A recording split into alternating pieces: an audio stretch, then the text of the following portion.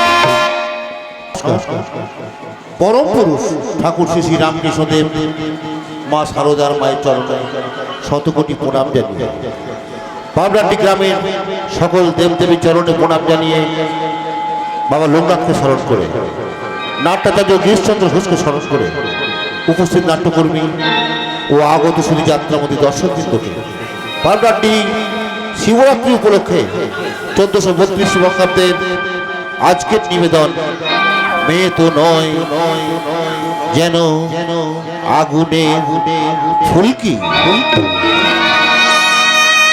রচনা মঞ্জিল ব্যানার্জি, নাট্য নির্দেশনা মহাদেব ঘোষ, পরিচালনায় বাবরাড্ডিহি মেলা কমিটি, পরিবেশনায় বাবরাড্ডিহি নতুন তরুণ নাট্য সংস্থার কলাকুশলীবৃন্দ। আলো ধুনে রূপসজ্জা মা লক্ষ্মী সাজঘর বুদ্বুদ, আবহাওয়া সঙ্গীত মাস্টার তরুণ দত্ত, পিরু দাস, মাস্টার পিন্টু, কৌশিক, লোটন ও সম্প্রদায়, সুর ও নেপথ্য কণ্ঠ গৌতম সিংহ। শুরু করছি আপনাদের সকলের সহযোগিতা ও আশীর্বাদ মাথায় নিয়ে এই মুহূর্তের পালা প্রযোজনা পুরুষ শাসিত এই সমাজে মেয়েরা শুধুই লাঞ্ছিতা। পুরুষ শাসিত এই সমাজে মেয়েরা শুধুই লাঞ্ছিতা। মেয়েদের মনে কি যে ব্যথা, মেয়েদের মনে কি যে ব্যথা তোমরা জানো কি? ও যে মেয়ে তো নয় যেন আগুনের ফুলকি, মেয়ে তো নয় যেন আগুনের ফুলকি, মেয়ে তো নয় যেন আগুনের ফুলকি।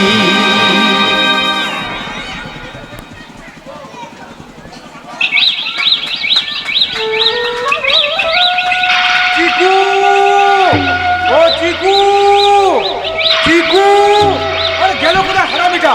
আরে কতবার বলেছি আমার কাজ ছাড়া হবে না, কিছুদিন কথা শোনে না। সুযোগ পেলে এমনি আমার লেঙ্গি মেরে চোখের আড়াল হয়ে যাচ্ছে। আর ধরতে পারি একবার জড়িয়ে ধরে সহ্য করে নিয়ে যাবো। এভাবে তো ভগবান দাবিটা যদি আমাকে জড়িয়ে ধরে ঘরে নিয়ে যেত তাহলে আমারও জীবনটা ধন্য হয়ে যেত রে। সকাল সকাল আবার আমার কাজের মাথা করার জন্য এখানে চলে এলি। এই ভগবানপুর গ্রামের বিবি বোনদেরকে পুনে জোর দেওয়া ছাড়া কি তোরা কোনো কাজ নেই? কাজ তো আমার এখন একটাই রে, এই গ্রামে কিভাবে দু চারটে মেয়েকে পটিয়ে নিয়ে গিয়ে ওই পুনেতে বেচা যায় তার প্ল্যান তৈরি করা। মুখ সামনে করে বলবে সব জন্মাতে পারে গরিব ঘরে, কিন্তু ইজ্জতে হাত দিলে আল্লাহর কসম সবাই হাত দুটো কেন রেখে দেবো। আরে পারবি না রে, পারবি না, কারণ তোদের মতো গোপাল ছেলেদের কিভাবে শাস্তি করতে হয় তা আমার ভালো করে জানা আছে। ও কথা বলিস না রে ভাই, ও কথা বলিস না। আজকালকার দিনে আর কোনো ছেলে গোপাল হয়ে বাঁশি বাজায় না। নারায়ণ অত্যাচার দেখলে তোরা বাঁশও ধরতে জানে না। না তুই কে বে? বেশ সকালবেলা একটু গা গরমের কথা আলোচনা করে মনটাকে চাঙ্গা করছিলাম, তাই পাগলা এসে দিলাম 12 বাজে। পাগলা যা ভাগ ভাগ এখান থেকে, জায়গাটা পাল্টা। এই আমাকে জায়গাটা না পাল্টাতে বলে তুই তোর চরিত্রটা পাল্টা, চরিত্রটা নইলে না হলে নইলে এই পরিবর্তনের ফলে এই গ্রামের ছেলেরা মেয়ে যে ক্ষমতা পেয়েছে তাদের জোরে তোদের মতন চেতনাহীন, বিবেকহীন, মনুষ্যত্বহীন কাপ পুরুষগুলো বেঁচে থাকার ক্ষমতাটাই কেড়ে নেবে। নারায়ণদা, তুই কে বে? ও জানি জানি, তুই তো একটা পাগল, কিন্তু এত বড় পাগল সেটা জানতাম না। এই সারা ভগবানপুরের গ্রামের লোক আমাকে সপু মস্তান বলে ডাকে। আরে মনসুরের মতো একরত্তি ছেলে পাল্টাবে আমার নীতি, তাহলে হয়েছে। ওরে গাধা, কলকাতার কালীঘাটের একরত্তি মেয়ে মমতা ব্যানার্জি যদি সারা পশ্চিমবাংলার রূপটাকে পাল্টে দিতে পারে, তাহলে তাহলে ভগবানপুরের সজল মনসুররা তোর নীতিটাকে পাল্টাতে পারবে না। নারায়ণদা, পরিবর্তনের ঝড়ে কেটে যাচ্ছে দুর্নীতির কালো মেঘ। আমি আমার দিকে দেখতে পাচ্ছি পরিবর্তনের গান লেখার জন্য কবিগুরু রবীন্দ্রনাথ ঠাকুর আবার কলম ধরেছেন, বঙ্কিমচন্দ্র আবার লিখতে বসেছেন উপন্যাস, ঈশ্বরচন্দ্র বিদ্যাসাগর আবার মাইকেল মধুসূদন দত্তের দিকে সাহায্যের হাত বাড়িয়ে দিচ্ছে। সুকান্ত ভট্টাচার্য শ্রী শ্রী ঠাকুর রামকৃষ্ণ পরমহংসদেবের কাছে কি বলছে, ঠাকুর তুমি তো গিরিশ ঘোষের ক্যান্সারটা নিজে নিয়ে নিয়েছো, তাহলে আমার ক্যান্সারটা নাও, আমি বাঁচতে চাই, আমি বাঁচতে চাই। এদিকে নেতাজি সুভাষচন্দ্র বোস চিৎকার করে বলছে, তোমরা আমাকে সেদিন রক্ত দিয়েছিলে, তাই আমি তোমাদেরকে স্বাধীনতা দিয়েছি। নারায়ণদা, গত 42 বছর নেতারা কোথার খেলাপ করলেও নেতাজি কিন্তু কোথার খেলাপ করেনি। নারায়ণদা, নারায়ণ তুমি শান্ত হও। নারায়ণদা, শান্ত শান্ত তো আমি হতে চাই বন্ধু, আমি তো শান্ত হতে চাই, কিন্তু আমি যে শান্ত হতে পারি না। চোখ বন্ধ করে আমি দেখতে পাই ওরা আমার সীতাকে জোর করে চিতায় তুলছে, আর চিতার আগুনটা দাও দাও করে আর সেই আগুনে আমার সীতা জ্বলে পুড়ে শেষ হয়ে গেল। নারায়ণদা, ছাই হয়ে গেল আমার জীবনের সমস্ত আশা আকাঙ্ক্ষা, চোখের জল বন্যার আকার নিয়ে ভাসিয়ে গেল আমার সোনালী দিনগুলোকে। ও আমি ভাবতে পারি না যে সীতা আজও আমার কাছে নেই। এই ভগবানের গ্রামে যে প্রতিবাদ করতে আসবে তাকে মরতে হবে রে পাগলা। তুই একজন পুলিশ হও, তুই তোর বউকে রক্ষা করতে পারিনি, তাই এই সাধারণ পাবলিক কিভাবে নিজেদের রক্ষা করবে? তাই তো ভালো কথা মনে করে দিয়েছিস তো। আমি তো পুলিশ, আমাকে এক্ষুনি থানায় যেতে হবে, যে আমার বউকে মেরেছে তাকে অ্যারেস্ট করতে হবে, চার্জশিট লিখতে হবে, এফআইআর করতে হবে। আমার তো অনেক কাজ, তোদের সঙ্গে গল্প করে সময় কাটালে তো আমার চলবে না।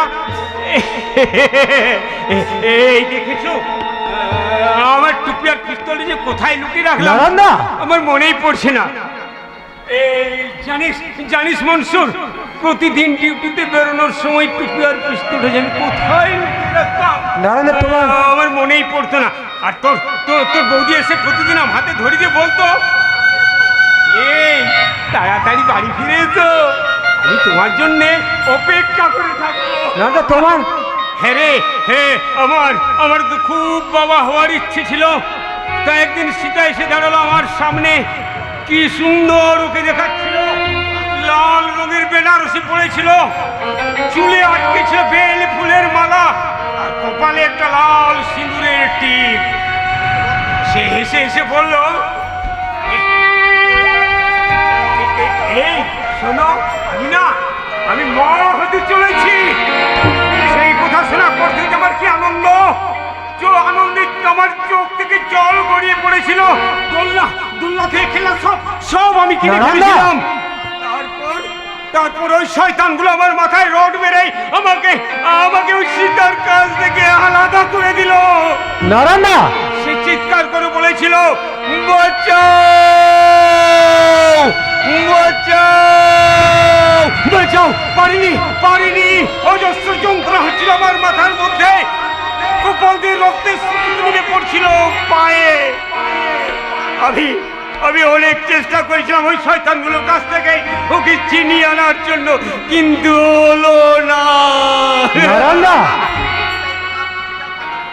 সীতার পাতাল প্রবেশ হয়ে গেল। আর রাম পাগল পদবী নিয়ে রাজত্ব ছাড়লো। এইসব রাবণদের দল বসলো অযোধ্যার সিংহাসনে বাল্মীকি মুনির লেখা রামায়ণ কেজি দরে বিক্রি হয়ে গেল কলিযুগের মুদিখানার দোকানে। কলিযুগের মুদিখানার দোকানে। নারায়ণদা, নারায়ণদা, শান্ত হো নারায়ণদা। কি আরে আমার পেয়েছিস তোরা, ভেঙেছিস ঘর বাড়ি, সে কথা আমি জীবনে মরণে কখনো কি ভুলিতে পারি? আদিম হিংস্র মানবিকতার আমি যদি কেউ হই, স্বজন হারানো মুহ শ্মশানে চিন্তা আমি তোদের।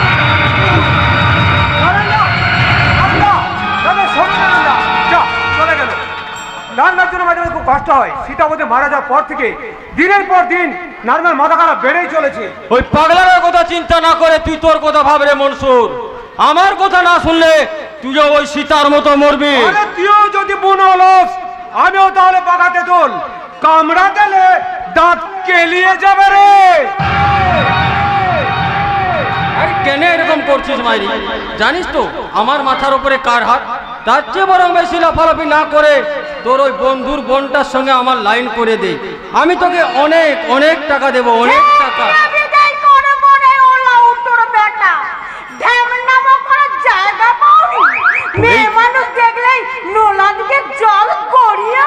এই কেলো করেছে এতক্ষণ পাগলটা এসে 12টা বাজালো, এবার 13টা বাজানোর জন্য ওই ভোটচাষ বাড়ির বুড়িটা এসে গেছে।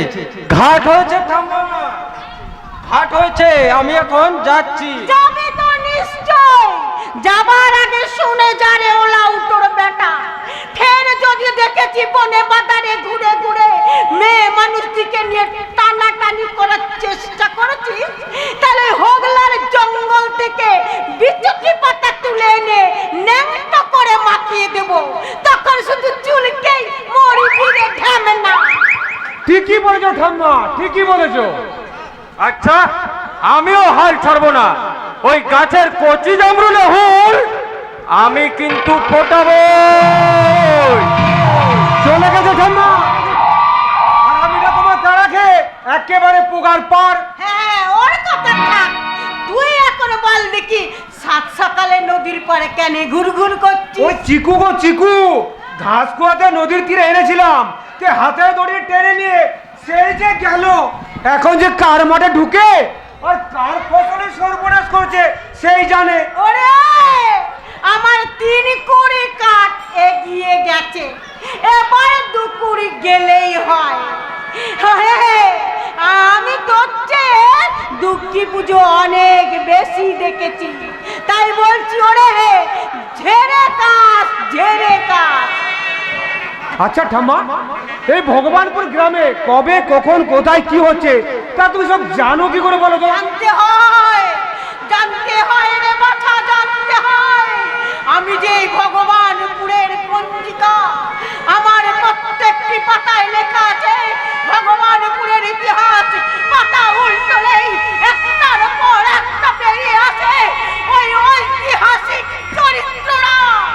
ওহ ঠাম্মা, তুমি যে কিছু মাঝে মাঝে ভারী ভারী কথা বলো না, আমার তো সব কিছু গুলিয়ে যায়। হালকা হালকা করে বলছিস। তুই তোর প্রেয়সী ছাগলের জন্য অপেক্ষা কর, আমি ততক্ষণ পুকুরে যেয়ে একটা ডুব দিয়ে আসি। ডুব দেবে পরে ঠাম্মা, ডুব দেবে পরে। আগে শোনো, তোমাদের জন্য একটা দারুণ সুন্দর খুশির খবর এনেছি। খুশির খবর? আর তোকে ড্যামনামি করতে হবে না। বল বল, তুই কি খুশির খবর শোনাচ্ছিস? সে আসছে, সে আসছে। যে তোমার ছোটবেলায় পানের বাটাটাকে লুকিয়ে রাখতো, পানের বাটা? যে তোমার ছোটবেলায় টিফিন বাক্স থেকে টিফিন চুরি করে খেয়ে নিত, টিফিন যে ভোর বেলায় ছুটতে যেত আম বাগানে আম কুড়োনোর জন্য, সজন যে ঠাম্মার করে মাথা রেখে রাজা রানীর গল্প শুনতে তো ঘুমিয়ে পড়তো। ফুলকি? হ্যাঁ হ্যাঁ রে বন্ধু, লন্ডন থেকে কম্পিউটার ইঞ্জিনিয়ার পাস করে আমার আদরের ছোট বোন ফুলকি আসছে। ফুলকি আসছে? এসব তুই কি বলছিস? ঠিক বলছি ঠাম্মা, ঠিক বলছি। আজই ফোন করেছিল, লন্ডন থেকে কাল ফ্লাইট ধরে আসবে বোম্বে, আর বোম্বে থেকে কলকাতা, আর কলকাতা থেকে সোজাই ভগবানপুরে। আমার কি যে আনন্দ হচ্ছে ঠাম্মা, আমি তোমাকে বলে বোঝাতে পারবো না। হবেই তোরে বাছা, হবেই তো।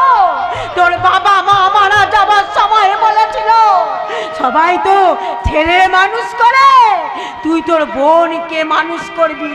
তোর সেই ছোট্ট বোন আজ মানুষের মতো মানুষ হয়ে দেশে ফিরছে, এ কি কম আনন্দের কথা রে বাছা। আমি পেরেছি আমার মোরা বাপ মাকে দেওয়া কথা রাখতে, আমি পেরেছি। আমার আনন্দ কম হচ্ছে না। কতদিন পর আবার সে কাছের বন্ধু গায়ে আসছে। তোমরা যাও, এই সারা ভগবানপুরকে জানিয়ে দাও আমার আদরের ছোট্ট বোন ফুলকি আসছে। ওই তো, ওই তো রে, ওই তো, ওই তো, ওই তো ঘাটে চান করছে নবার মা, আমার মা, ও পূর্ব, ও গো, তোমরা সবাই শোনো, সেই ছোট্ট ফুলকি গায়ে ফিরছে। ওরে সুরজি, রাহু, রণজির মলয়, তোরা শুনছিস? আমার বোন ফুলকি গায়ে ফিরছে।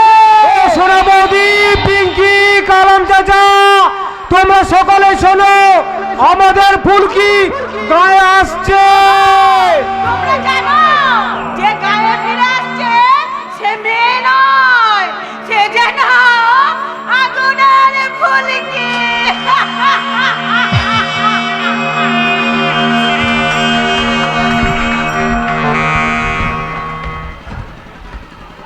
কে আসছে না আসছে জানি না, তবে আমি আমার এই পোশাকে দুটো পকেটে ভর্তি করতে আর নিজের ভবিষ্যৎ উজ্জ্বল করতে আর সুখে সংসার করতে চলে এলাম এই বিলাস বর্মনের বাড়িতে। কোথায় আছে? লাগে টাকা দেবে গৌরী সেন, কিন্তু আমার ক্ষেত্রে গৌরী সেন নয়, টাকা দেয় ওই বিলাস বর্মন। শুধু আপনার ক্ষেত্রে কেন বলছেন স্যার? এই আমাদের মতো বাপে খেদানো মায়ে তাড়ানো লাখর মালগুলোকে তো বিলাস বাবু বাঁচিয়ে রেখেছে। তা যা বলেছো ভাই, ওই বিলাস বাবু আছে বলেই তো হাঁড়ির দুটো ভাত খেতে পাচ্ছি। আপনি এমন ভাবে কথা বলছেন যেন সরকার আপনাকে মাইনে দেয় না। আরে মশাই, আপনি তো ডোগের চাই, এদিকে মাস গেলে সরকারের কাছ থেকে মাইনেও নিচ্ছেন, আবার হাত পেতে বিলাস বাবুর কাছ থেকে ঘুষও নিচ্ছেন। ঘুষ? ঘুষ বলো না ভাই, ঘুষ বলো না। ওই ঘুষ শব্দটা না আমার আপত্তি আছে, শুনতে কেমন খারাপ লাগে না? এই যে ধরো একের পর এক রেল দুর্ঘটনা হচ্ছে, তাতে শয়ে শয়ে মানুষ মারা যাচ্ছে, তা যারা মারা যাচ্ছে তাদের পরিবারকে সরকার টাকা দিচ্ছে, সেটা কি ঘুষ? না, সেটা ঘুষ নয়, সেটা হলো সহানুভূতির মূল্য। আবার ধরো কোনো মন্ত্রী যদি সাধারণ জনগণের কোনো কাজ করে দেয়, তাহলে সেই মন্ত্রীকে তার টেবিলের তলায় টাকা দিতে হয়, তাহলে সেটা কি ঘুষ? না, সেটা ঘুষ নয়, সেটা হলো পার্টি ফান্ডের চাঁদা। তারপর ধরো তারাপীঠ থেকে কামাখ্যা, কালীঘাট থেকে দক্ষিণেশ্বর, যে মন্দিরে যাবে দেখবে শয়ে শয়ে মানুষ হাত জোড় করে বলছে, মা আমায় এটা দাও, ও মা আমায় সেটা দাও, মা গো মা আমায় ওটা দাও, এই বলে বাক্সে টাকা দিচ্ছে, তা সেটাকে ঘুষ দিচ্ছে? না, সেটা ঘুষ নয়, সেটা হলো প্রণামী। তা সাধারণ জনগণ নিলে ঘুষ নয়, মন্ত্রী নিলেও ঘুষ নয়, এমনকি সালা ভগবান নিলেও ঘুষ নয়, শুধু এই পুলিশ নিলে ঘুষ। স্যার, আপনার মতো খচ্চর লোক সালা আমি তো জীবনে দুটো দেখিনি। আরে কি করে দেখবে ভাই, আমি তো বাবা মার একমাত্র সন্তান। আমি জন্মাবার পর বাবার প্রেসার, সুগার, বিপি হাই, হাঁপানিটার সব সব বেড়ে গেল, সেই থেকে মা বলে আর না থাক, তাই থেকে তো আমি একা। সে তো না হয় বুঝলাম, কিন্তু বিলাস বাবু এখনো আসছে না কেন? আসবে যখন বলেছে তখন ঠিক ঠিক আসবে। একটা কথা মনে রাখবে, স্যার কিন্তু ঘড়ি দেখে চলে না, বরং ঘড়ি স্যারকে দেখে চলে। অপরাজিতা, অপরাজিতা, হ্যাঁ, আমি ভারতবর্ষের প্রথম সারি সেরা শিল্পপতি বিলাস বর্মনের একমাত্র সেক্রেটারি অপরাজিতা। তাই আমি যতখানি স্যারকে চিনি, আপনারা তার এক অংশ চেনেন না। তাই বলছি, স্যার যখন আসবেন বলেছেন তখন ঠিক আসবেন, কিন্তু তার জন্য আপনাদেরকে অপেক্ষা করতে হবে। অপেক্ষা করতে হবে? হ্যাঁ, অপেক্ষা, কারণ তিনি যে কোনো সময় এসে হাজির হতে পারে ক্ষুধার্ত বাঘের মতন, নয়তো দানবী হরিশ্চন্দ্রের মতন।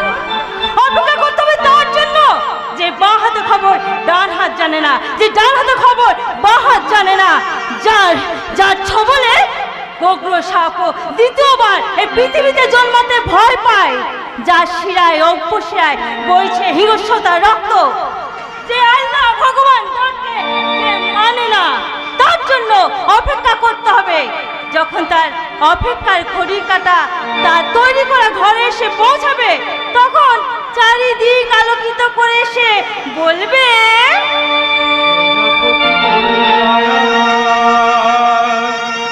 বেড়াই উড়ে উড়ে ইচ্ছে করে যাই চলে যাই শহর থেকে দূরে, শহর থেকে দূরে, শহর থেকে দূরে।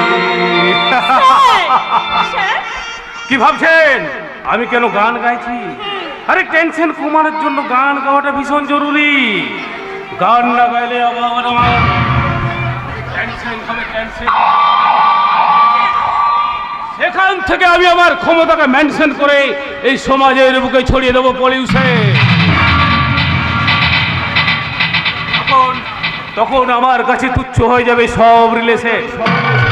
আর যা দেখে ওই লোভ লালসার হেডকোয়ার্টারে আমার হবে প্রমোশন। আর তখন আপনারাই বলবেন mister Vilas Barman, congratulation, congratulation, congratulation. Aparajita, Aparajita, my sweet heart secretary, আজ না তোমাকে এই পোশাকে দারুণ সেক্সি সেক্সি লাগছে। ইচ্ছে করছে এই সব কাজ ফেলে রেখে এখনই একবার হাসতে বলুন, বাড়িতে আপনার স্ত্রী আছে, এই বাই চান্স যদি এসে পড়ে তাহলে আপনার সাথে না আমাকেও খারাপ ভাববে। এটা কোনো সরকারি হসপিটাল নয়, আর আমার স্ত্রী পশ্চিমবাংলার মুখ্যমন্ত্রী নয় যে যখন খুশি কাউকে না বলিয়ে ঢুকে পড়বে। তাছাড়া আমার বউ এখন বাড়িতে নেই, মন্দিরে পুজো দিতে গেছে। সেটাই বুঝলাম, কিন্তু আমায় কেন ডেকেছেন সেটা তো বুঝতে পারলাম না। আপনার উপর আমার খুব রাগ হচ্ছে তুষার বাবু। কেন কেন স্যার, আমি আবার কি করলাম? আরে কিছুই তো করছেন না, ওটাই তো কারণ। দিনকাল খুব খারাপ, একটু চোখ কান খোলা রেখে কাজ করুন। কি বলতে চাইছেন বলুন তো বিলাস বাবু? শোনো, ওই পুরনো সরকার ছিল, আমারও বেশ চলছিল, হঠাৎ দুম করে পরিবর্তন, আর সেই পরিবর্তনের ছোঁয়া আমাদের ওই কারখানার অধিকারী মাথা ঝাড়া দিয়ে উঠেছে। আমার বিরুদ্ধে স্তম্ভমন্ত্রীর কাছে নালিশ করবো বলছে। আচ্ছা আপনারাই বলুন, আমি একজন সাদা সিধে সহজ সরল প্রকৃতির মানুষ, এসব ঝামেলা আমার মধ্যে পোষায়? ওরা চাইছে নাকি ন্যায্য অধিকার। আরে অধিকারী অধিকারী অধিকারী চলে এসে ন্যায্য অধিকার আদায় করতে। হ্যাঁ, তা কেমন আছো? এই বাড়ির সকলে ভালো আছে তো? আমার বাড়ির খবর না নিয়ে আমাকে কেন এখানে ডেকেছেন সেটাই বলুন। বাবা ভীষণ তাড়াই আছে দেখছি। আচ্ছা ঠিক আছে, ওই পুজো সংখ্যার ছোট গল্পের মতো ব্যাপারটা আমি খুব ছোট্ট করে বলছি। হ্যাঁ, ইদানিং তুমি নাকি শুনছি খুব আন্দোলন করছো, কারখানার গেটের সামনে মঞ্চ বানিয়ে ধর্নায় বসেছো, আবার অনশন করার প্ল্যানও করছো। তা কি ভাবছো ওই বিধানসভায় সিঙ্গুর বিল পাস হয়েছে বলে আমার কাছেও তোমাদের বিল পাস হবে? আপনি যাই বলুন মালিক, আমাদের ন্যায্য পাওনা আমাদের দিতেই হবে। রান্নার গ্যাস থেকে পেঁয়াজ, কাঁচা লঙ্কা, চাল, সবজি সবের দাম বাড়ছে, অথচ গত 20 বছর আমাদের মাইনে বোনাস কি আছে, ওই টাকায় আর সংসার চলে না। তা তোমার বাড়িতে কে কে আছে? বউ, দুটো বাচ্চা, বৃদ্ধা বাবা মা, অবিবাহিত একটা বোন। এবার আপনারাই বলুন, গত 20 বছর আগে ধার্য করা মাইনেতে এত বড় সংসার চালানো যায়? হ্যাঁ, না এই ব্যাপারে আমি তোমার সাথে একমত। ওই কোটা টাকাতে সংসার চালানো যায় না। এই সপু, হ্যাঁ বলুন বিলাস বাবু। তুই এক কাজ কর, আজ রাতেই এই অধিকারীর বাড়িতে আগুন লাগিয়ে দে। না, তোমার কোনো ভয় নেই, তুমি আমার বাড়িতে থাকবে, তোমার খাওয়া দাওয়া এবং মদ মেয়ে ছেলে সব আমি দেবো। আজ রাতে ইলেকট্রিক মিটার থেকে শর্ট সার্কিট হয়ে আগুন লেগে তোমার পুরো বেড়ে ছাই হয়ে যাবে। ব্যাস, তখন তুমি একা, আর তো তোমার কোনো চিন্তা থাকবে না। যা মাইনে পাচ্ছ তা খরচ করো, বেঁচে যাবে। কি কেমন আইডিয়া দিলাম, ভালো না? আপনি এত বড় শয়তান অধিকারী! দেখেছো আমাকে শয়তান বলছে। অধিকারী, আমি যদি এই গায়ের জামার বোতামটা খুলি, সেখানে এই বুকে সাইন বোর্ডে লেখা আছে শুয়োরের বাচ্চা প্রাইভেট লিমিটেড। এখানে অন্যায্যভাবে শয়তানি সাপ্লাই করা হয়, আর আমার কোনো শাখা নেই। কি বুঝলে? বুঝলাম বলেই বলছি, ভয় থেকে শ্রমিক কিষাণ মজুরদের থামানো যাবে না। আমাদের প্রতিবাদ একদিন না একদিন দাবানোর মতো চলে উঠবে। আপনি কি বলছেন অধিকারী বাবু? আপনি একটু মাথা ঠান্ডা করে ভাবুন, ওনার সাথে পাঞ্চা লড়তে যাওয়া আপনার কি ঠিক? হ্যাঁ, এতে আপনি নিজেও মরবেন আর সাথে সংসারটাকেও মারবেন। আর বেকার ওসব ঝামেলা না করে ওই ওই বিলাসবাবু যেভাবে যা বলছে সেটাকে সেইভাবে আমি ওনার কথাকে মেনে নেব, তাই তো? কখনো না, আমি সবাইকে সব কথা বলে দেবো, আর আপনার মুখোশটাও আমি খুলে দেবো। যা তুষার বাবু, আপনার বুঝি আর পদোন্নতি হলো না? কেন? আরে কেন কি বলছেন মশাই? আমি তো ভেবেছিলাম ওই কমিশনার সাহেবকে বলে আপনার পদোন্নতির চেষ্টা করব, কিন্তু তা এখন দেখছি মালতু পাবলিকের কাছে আপনার সম্পূর্ণম্বরী কথা ফাঁস করে দেবে। পাবলিক খানা খেলাও করবে, আর মিডিয়ার সামনে আপনি হয়ে যাবেন একটা ব্ল্যাক লিস্টেড পুলিশ, তখন কি আমি আপনার হয়ে ওই কমিশনার সাহেবের কাছে সুপারিশ করতে পারবো? তবে সোরে বাচ্চা খাবে। তুষার বাবু, এ আপনি কি করতে যাচ্ছিলেন? কাক কখনো কাকের মাংস খায় না। আপনি আমার সামনে দাঁড়িয়ে আমারই কর্মচারীকে শুধুমাত্র নিজের স্বার্থের জন্য মারতে চাইছিলেন। আপনি যদি সত্যি সত্যি গুলিটা চালিয়ে দিতেন, আমিও আপনাকে প্রাণে মেরে ফেলতাম। শুধু পিস্তল বের করেছেন, তার জন্যই আপনাকে একটা ছোট্ট শাস্তি। আপনি কি করলেন মালিক? কই কই, আমি তো কিছু করিনি। আরে যা করে সব তুমি আমি? হ্যাঁ, তুমি পুলিশের জঙ্গলে বেআইনি অস্ত্র সামলার ব্যবসা করো। আর এই খবরটা তুষার বাবু জেনে যায়। তুষার বাবু তোমাকে গ্রেফতার করতে এলে তুমি তুষার বাবুর পায়ে একটা গুলি চালিয়ে দাও, আর তুষার বাবু নিজের প্রাণ রক্ষার্থে তোমাকে এনকাউন্টার করে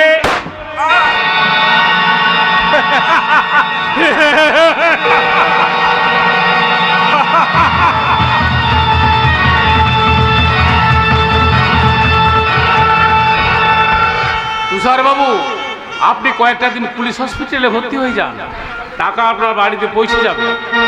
ঠিক আছে স্যার, আপনি এক কাজ করুন, ওই লাস্টার কাছে কয়েকটা অস্ত্র দিয়ে ওই হোগলার জঙ্গলে ফেলে দিয়ে আসুন। আমি রিপোর্টে তাই লিখবো স্যার। বেশ, তাই হবে। হ্যাঁ, এই নিন, আপনার পিস্তলটা নিয়ে যান, আর সাবধানে যাবেন। কেমন আছেন SMS করে জানাবেন। সত্যমেব জয়তে। নেহাত পায়ে গুলিটা লেগেছে স্যার, না হলে আপনার ষষ্ঠাঙ্গে একটা প্রণাম করতাম, তবুও দূর থেকে করছি। চলি।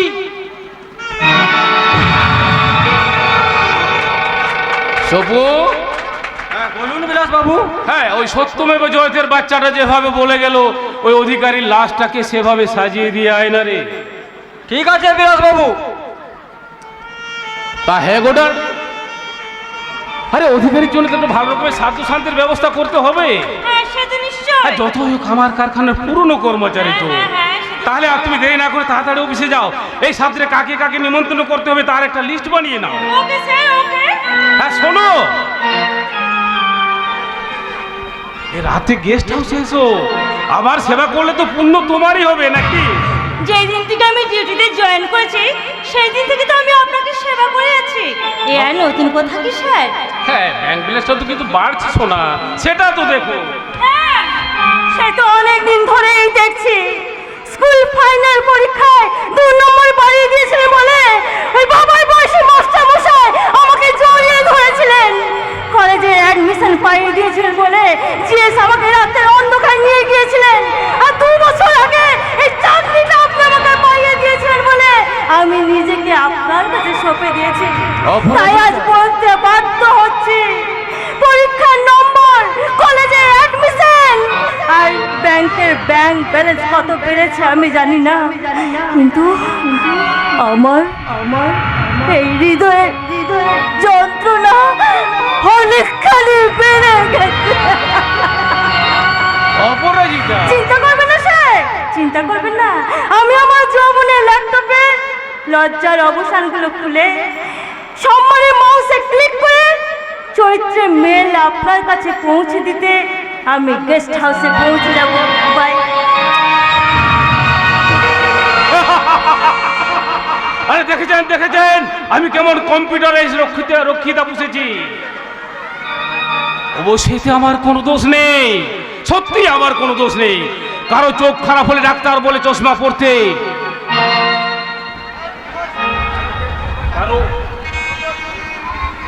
কারো পেট খারাপ হলে ডাক্তার বলে চশমা পড়তে। আমার আবার চরিত্র খারাপ, চরিত্র, তাই ওই ডাক্তার বলেছে মেয়ে ছেলে খেতে, কিন্তু তাতে তো অনেক টাকা লাগে। তাই তো তাই এটাই ভগবান অসহায় ভগবানপুরের গ্রামবাসীগুলোর রক্ত জল করা টাকা আমি ছিনিয়ে নিই। আবার ষড়যন্ত্রের মঞ্চে ওরা এক একটা হাত পা নাড়া কাঠের পুতুল, সন্ত্রাসের সুতোয় আমি ওদের নাচিয়ে চলেছি।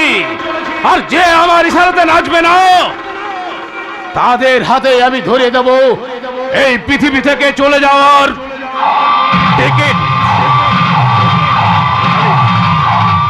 খালি দুদিন ধরে আমার একটাই কথা চিন্তা হচ্ছে, ওই সজলের বোন ফুলকি। আরে সে তো শুনেছে বিদেশ থেকে পড়াশোনা করে শেষ করে এই গায়ে ফিরছে, কিন্তু ও তো আর 5 জন গ্রামের এই বালগুলোর মতো বোকা হবে না। আর ও যদি এসে আমার কাছে বাগড়া দেয় তাহলে আবার আমাকে শুয়োরের বাচ্চা হতে হবে, শুয়োরের বাচ্চা। এই দেখেছো, আবার আবার আবার টেনশন হচ্ছে। আহা মরি কি যে করি, টেনশনে মাথা ধরেছে। ফুলের মতো ফুলকি এসে মনকে পাগল করেছে, ফুলের মতো ফুলকি এসে মনকে পাগল করেছে, খুশিতে গান ধরেছে।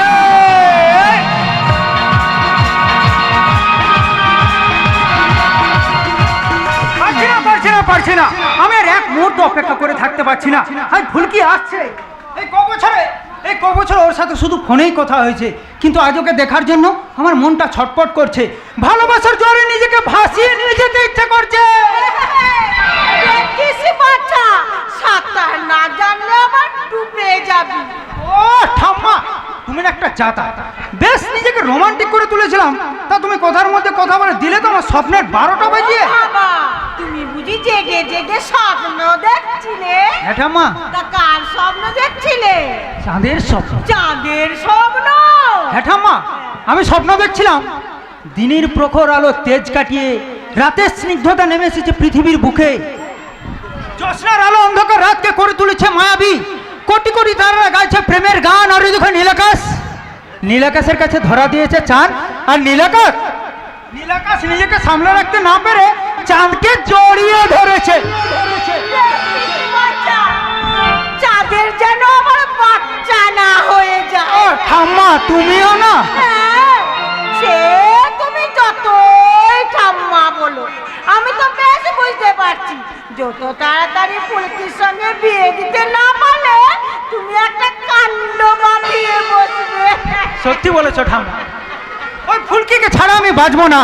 এই কটা বছরে ওর কথা চিন্তা করে করে আমার খিদে ঘুম সব উড়ে গেছে ঠাম্মা। জানি বাবা। আর জানি বলি তো একটা দুঃসংবাদ দিতে আমি এখানে এলাম। বাবা, লণ্ডভণ্ড করে দেওয়ার মতো একটা কাল বৈশাখীর পূর্বাভাস আমি দেখতে পাচ্ছি। মনটাকে শান্ত করছিল, সেই সঙ্গে শক্ত কর, কারণ তোরই জন্য অপেক্ষা করছে এই চরম দুঃসংবাদটা। খোকা, এসব তুই কি বলছিস? ঠিকই বলছি মা, তোমরা তো জানো মা, এই সজল আর ফুলকির বাবা অপরেশ ছিল আমার ছেলেবেলাকার বন্ধু। হ্যাঁ। অপরেশ ছেলেবেলাতে আমার ঘরে আড্ডা দিতে কত এনে আসতো, আর সেই সঙ্গে আসতো সেই ছোট্ট ফুলকিও। হ্যাঁ, তখন সিধু আর ফুলকি খুব ছোট্ট ছিল, ওরা দুজনে বড় বউ খেলা করত, সেই দেখে তোরা কতই না হাসতিস। তারপর তুই তো অপরেশকে একদিন বলেছিলি যে বিয়ের বয়স হলে ফুলকিকে তোর বউ করে ঘরেতে নিয়ে আসবি। হ্যাঁ বলেছিলাম, কিন্তু কিন্তু কি বাবা বলো, তুমি এভাবে থামলে কেন বাবা? একটা অভুক্ত যন্ত্রণা আমাকে থামিয়ে দিচ্ছে না শুধু। খোকা, হেয়ালি না করে বল কি হয়েছে, তুই কি বলতে চাইছিস? সকালে সজল এসে আমাকে বললো, কাকা বাবু আজ ফুলকি আসছে, ছেলের বউকে দেখবো ভেবে আনন্দে মনটা আমার নেচে উঠেছিল। ফোন করে ঠাকুর মশাইকে আমি খবর দিলাম যে একটা ভালো বিয়ের দিন দেখুন। তারপর তিনি বললেন, তারপরে এক রাস আশা বুকে নিয়ে আমি ছেলের বউকে আনবো ভেবে সজলের সাথে গেলাম ওই স্টেশনে গিয়ে জানতে পারলাম ফুলকি আর আমার ছেলেকে নয়, বিদেশের কোন এক সাহেবকে বিয়ে করে দেশে ফিরেছে। আজকের ফুলকি বিবাহিতা। না না বাবা, না, এ হতে পারে না বাবা, এ হতে পারে না। এ হয়েছে, হয়েছে আমি নিজের হাতে আমি নিজের চোখে দেখেছি ওর স্মৃতিতে সিঁদুর হাতে শাখা। কিন্তু একথা শোনার পর আমার মনটা যে ফাঁকা হয়ে গেল বাবা, চোখের জলে ঝাপসা হয়ে গেল আমার দু চোখের স্বপ্ন। কি নিয়ে বাঁচবো ঠাম্মা? ঠাম্মা, আমার যে বেঁচে থাকার ইচ্ছেটাই মিথ্যে হয়ে গেল গো ঠাম্মা। মন মানা উচ্চাচের ধাক্কায় তলিয়ে গেল আমার ছাদের কুড়ে ঘর। ভাগ্য আমার সাথে কি করলো ঠাম্মা? বাবা, বাবা তুমি আমায় কি শোনালে? বাবা তুমি আমায় কি শোনালে? এখন আত্মহত্যা করা ছাড়া আমার এখন রাস্তায় খোলা রইল না। এক চড়ে দাঁতগুলো তোর সব উপরে ফেলে দেবো রাস্কেল কোথাকার। দেখেছো দেখেছো মা, দেখেছো আমি যদি মারা যাই এবারে এমন ভাবে কাঁদবে না এখন যেমন কাঁদছে। শোন, এতক্ষণ ধরে আমি যা কথাগুলো বললাম সব মিথ্যে। মিথ্যে? হ্যাঁ মিথ্যে। ফুলকি বিয়ে টিয়ে করেনি। তার মানে তুই নাটক করছিলি? হ্যাঁ মা, নাটক করছিলাম, নাটক। তবে মা বিশ্বাস করো মা, এই নাটকের নাট্যকার কিন্তু আমি নই, ওই ফুলকি। হ্যাঁ ফুলকি। ফুলকি এসে আমাকে বললো, কাকা বাবু ফুলকি এই আমাকে ওই আমাদের সন্ধিবাগে ভালোবাসে কিনা তার একটা পরীক্ষা নিতে হবে, তাই তুমি বাড়িতে গিয়ে বানিয়ে বানিয়ে সব কথাগুলো বলবে আর আমিও এখানে এসে গম্ভীর হয়ে। ফুলকি এখন কোথায়? কেন রে, কি করবি? ওর গলা টিপে খুন করে আমি নিজে জেল খাটবো।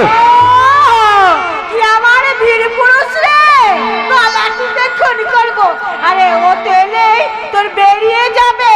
কি গান সুরের আসর থেকে মন নিয়ে এসেছি গো, ফুলের বাসর ঘরে বন্ধু।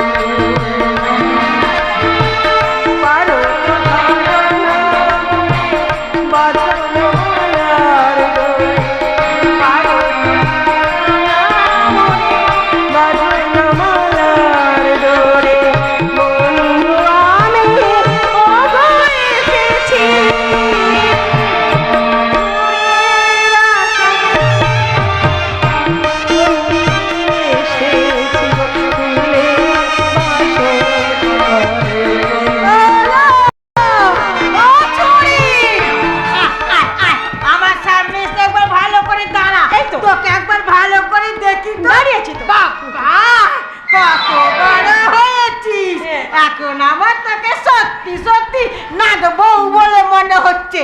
ওরে ও খোকা, এবার একটা সত্যি সত্যি দিন দেখে একে আমার নাতির গলায় ঝুলিয়ে দেবার ব্যবস্থা কর। আমার কি মাথা খারাপ হয়ে গেছে ঠাকুমা? তোমার নাতিকে বিয়ে করতে আমার ঘরে বয়ে গেছে। আমি ভেবেছিলাম কাকা বাবুর কথাগুলো বিশ্বাসই করবে না, তা তো করলেই না, উল্টে আবার রামছাগলের মতো কিছুক্ষণ ভ্যাঁ ভ্যাঁ করে কাঁদলো। তোমার বিয়ে হয়ে গেছে একথা শোনার পর আমার চোখে জল আসাটাই স্বাভাবিক। ভাবলে কি করে যে তোমাকে ছাড়া অন্য কোনো পুরুষকে আমি বিয়ে করবো? আরে বাবা, পড়াশোনা করবার জন্য 4 বছর আমি বিদেশে ছিলাম, গাঁয়ে ছিলাম না। কিন্তু এই 4 বছরে এমন একটা রাত কেটেছে যে রাতে তোমাকে ফোন করে আমি গুড নাইট বলিনি। এই 4 বছরে এমন একটা সকাল কেটেছে যে সকালে ফোন করে আমি তোমাকে গুড মর্নিং বলিনি। থামা থামা, দেখেছো ঠাম্মা, দেখেছো এই তোমাদের ফুলকিটা বিদেশ থেকে এসে কিরকম আমার সাথে পায়ে পা দিয়ে ঝগড়া করছে, পায়ে পা দিয়ে। এই ছুরি কেন রে? আমার নাতির সঙ্গে কেন ঝগড়া করছিস? বেশ করবো, ঝগড়া করবো। তোমার নাতি আমাকে অবিশ্বাস করে কোন সাহসে? ঝগড়া কর কাকা বাবু, এরকম একটা ঝগড়ুটে বৌমাই তো আমার পছন্দ। কাকা বাবু, বহুদিনের স্বপ্ন হয় সার্থক হতে চলেছে রে মা। বহুদিন পর এই ভরচাষ বাড়ির খুশির আগরবাতিগুলো আবার চলে উঠবে। সারায়ের শব্দে মুখরিত হবে গোটা গ্রাম। আতশবাজি আর টুনি বাল্বের ছটায় এই ভগবানপুর হয়ে উঠবে আলোতে আলোকিত। লাল বেনারসি পরে কপালে চন্দনের ফোঁটা দিয়ে তুই আসবি আমার এই ঘরে। কিন্তু মনে রাখিস মা, এই সিঁদুর কাছে তুই বউ, তোর ঠাম্মার কাছে তুই নাচবো, আমার কাছে আমার মেয়ে রে মা, আমার কাছে আমার মেয়ে। এই সিঁদুরে যদি কোনোদিন তোর সাথে বচ্চাদি করে তুই আমাকে বলবি, আমি বেটাকে ঠিক সাহেস্তা করে দেব। কাকা বাবু, তাই তোর দাদাকে সঙ্গে নিয়ে ওই ঠাকুরমশাইয়ের বাড়িতে গিয়ে পাজি দেখে একটা ভালো লগ্ন ঠিক করে আসি। কথায় বলে না, যেটা হবার সেটাই হয়, শুভ কাজে দেরি নয়। ও ঠাম্মা, কাকা বাবু তো শুভ কাজে দেরি নাই বলে এখান থেকে কেটে পড়লো। এদিকে আমার পেটে ছুঁচোয় ডন মারছে। ও মা, সে কি রে? হ্যাঁ, তোর খিদে পেয়েছে? পাবি না খিদে? কলকাতা থেকে স্টেশন পর্যন্ত এতটা রাস্তা ট্রেনে করে এলাম। তারপর লাগেজগুলো দাদাকে দিয়ে বললাম, দাদা তুই সোজা লাগেজগুলো নিয়ে বাড়ি যা, আমি সোজা ঠাম্মার ঘরে গিয়ে খেয়ে দিয়ে পেট ভরিয়ে তারপর ফিরে আসছি। ঠাম্মা চলো না, ভীষণ খেতে দেবে, চলো না, আমার খিদে পেয়েছে, চলো না খেতে দেবে। হ্যাঁ, আর তোমার ওই আলু পোস্ত খেতে খেতে সজলদার আমার পেটে চড়া পড়ে যেত। বেশ করেছে, চড়া পড়ছে, আরো পড়ুক আরো পড়ুক। আমি খাবো খাবো খাবো, আলু পোস্তই খাবো, আলু পোস্ত খাবো, বিউলির ডাল খাবো, এসব দিয়ে ভাত খাবার সঙ্গে কি খাবো বলো তো? মোরলা মাছের টক। আমাদের সেই ফুলকি আগের ফুলকি আছে, একটু পাল্টাবো না কোনোদিন। তোমাদের ফুলকি আছি, ফুলকি থাকবো, কেমন? আলু পোস্ত খাবো, গাছে উঠবো, তোমার নাতির সঙ্গে ঝগড়া করবো, আর কারো অন্যায় দেখলে প্রতিবাদ করবো। ঠিক আছে ঠিক আছে, ওসব প্রতিবাদ করতে এখন হবে না, কারণ এখন গ্রামের অবস্থা ভালো নয়। গত 4 বছরে অনেক অনেক কিছু পাল্টে গেছে। শোন না, আমি বলে কি, তোরা দুজন এখানে গল্প কর, আমি ততক্ষণ রান্নাঘরে। হ্যাঁ ঠাম্মা, যাও যাও যাও। ঠাম্মা, আমিও তোমার সঙ্গে রান্নাঘরে যাবো। আরে আরে চলো না, চলো। আরে যে কাজ নেই বাছা, দেখছিস না হ্যাংলাটা তখন দেখ কেমন করছে। কেন করছি বলো তো? কেন আবার? এতক্ষণ চাঁদকে জড়াচ্ছিল, এবার তোকে জড়াবে। তবে দেখিস বাচ্চা, বেশি জড়াজড়ি করিস না, কারণ ঘরের দরজাটা আবার খোলা আছে।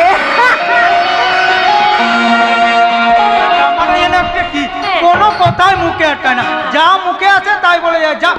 আর তুমি কি? তুমি বা কি? কেন? আমার পিছন পিছন রান্নাঘরে যাচ্ছিলে? হ্যাঁ, যাচ্ছিলাম। আমার কথা কি তোমার একটু মনে পড়ে না? আরে বাবা, তোমাকে মুরগি বানাতে আমার ভীষণ ভালো লাগে। আচ্ছা, ডান পিড়ে মেয়ের খপ্পরে পড়েছি রে বাবা, হবু স্বামীকে মুরগি বানাচ্ছে। তুমি জানো বাবার মুখ থেকে কথা শোনার পর আমার আত্মহত্যা করতে ইচ্ছা যাচ্ছিল। হ্যাঁ, এমা তাই? হ্যাঁ। এমা সরি, আর কখনো কোনোদিন এরকম বলবো না। এভাবে কেউ সরি বলে না। তাহলে কিভাবে সরি বলে শুনি? এই তুমি বিদেশ থেকে ঘুরে এলে, জানো না বিদেশিরা কিভাবে সরি বলে? সরি বলে শুনি, কিভাবে সরি বলে? এই নো দুষ্টুমি, নো দুষ্টুমি। তাই বললে হয় নাকি? হ্যাঁ। এতদিন পর যখন কাছে পেয়েছি, দুষ্টুমি তো একটু আমি করবই।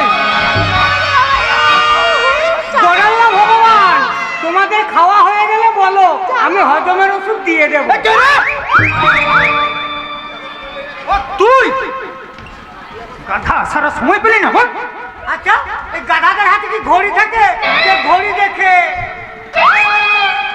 ঢুকো বেরোনো করবে। আচ্ছা, একে তো আমি ঠিক চিনতে পারলাম না। প্রশান্ত গত 2 বছর ধরে আমাদের বাড়িতে কাজ করছে। প্রশান্ত হ্যাঁ? এ হলো ওই ফুলকি, এমনই ফুলকি চালিয়েছিস না, আমি বুঝে গেছি। তা বুঝলে ফুলকি দিদিমণি, তুমি যেমন ওই বিলেট ফেরত ফুলকি দিদিমণি, আমিও তেমনি ওই বিলেট ফেরত চাকর। বিলেত ফেরত চাকর? হ্যাঁ গো, এই বছর কাছেক আগে না আমি একটা কলকাতার কারখানাতে চাকরি করতাম। আচ্ছা, তারপর? তো মালিক একদিন এসে বললো কিছু মাল ওই ব্যাংকক নিয়ে যেতে হবে। তা যেখানে মাল নিয়ে যেতে হবে সেই ঠিকানাটা নিয়ে সোজা গিয়ে আমি ওই এরোপ্লেনে চেপে বসলাম। ব্যাস ওখানে গিয়ে তোমার মাথা খারাপ, সবাই দেখি ওর ইঞ্জিরিতে কথা বলে। আমি তো বাবু আবার ইঞ্জিরি জানি না, তাহলে আমার ঠিকানাটা বলে দেবে কে? তখন তুমি কি করলে? গোনাল্লা ভগবান, ওই যে বাঙালি বুদ্ধি খাটালাম। 4-5 দিন থাকবো বলে আমি জামা প্যান্ট নিয়ে গেছিলাম, তাই আর করে আমার গায়ের চাদরটা বিছিয়ে জামা কাপড়গুলো রেখে আর মনের আনন্দে চিৎকার করতে লাগলাম, ছেলের মান 16 টাকা, ছেলের মান 16 টাকা, ছেলের মান 16 টাকা, ছেলের মান 16 টাকা। হঠাৎ দেখি একটা লোক দৌড়েছে, আমার এই হাতটা ধরে বললো, একদম মারবো, এটা কি হাওড়ার হাট পেয়েছো? আমিও লোকটার হাতটা ধরে বললাম, এই তো বাঙালি পেয়েছি। ঠিকানা বলে দিন না।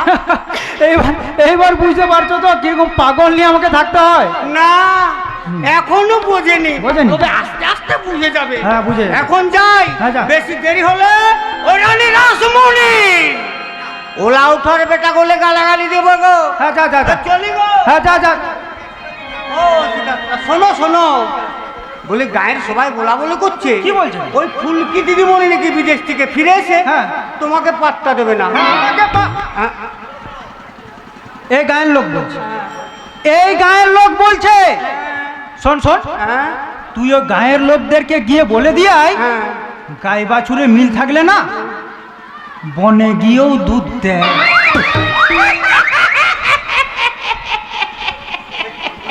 কি গো ফুলকি দিদি, তুমি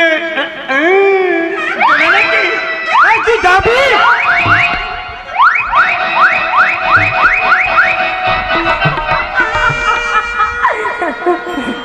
কি হলো? কি দেখছো আমার করে? আমার মুখের দিকে তাকিয়ে তোমার এই হাসি মুখটা, আমার এই হাসি মুখটা এর আগে আগে কখনো কোনোদিন দেখোনি বুঝি? তাহলে আজ যেন মনে হচ্ছে অনেক বেশি সুন্দর লাগছে। সত্যি সত্যি সত্যি সত্যি, একদিন সত্যি করে বলো। বেশ, তাহলে বলো। আচ্ছা, আমাকে ছেড়ে আবার কোনদিন চলে যাবে না তো? না না, আমি চলে যাব কেন? আর আমি চলে যেতে চাইলে তুমি আমাকে যেতেই বা দেবে কেন? তোমার দুটো হাত দিয়ে আমাকে তুমি এমনি করে আগলে রাখবে, বলো পারবে তো আগলে রাখতে? পারবো পারবো পারবো। আমি তোমাকে ঠিক এরকম ভাবে আমার বুকের সাথে লেপটে রাখবো, আর আমার হৃদয়ের বিনায় তারগুলো হ্যাঁ। তখন ঝনঝন করে বেজে উঠবে, আর তুমি সেই সুরে বলবে। কি বলবে বলো তো? কি বলবে? তুমি আমার জীবন সাথী, তোমায় আমি ভালোবাসি। তুমি আমার সর্বসোনা, তুমি যে যাকে বাসি। তুমি আমার জীবন সাথী, তোমায় আমি ভালোবাসি। তুমি আমার সর্বসোনা, তুমি যাকে বাসি। তুমি আমার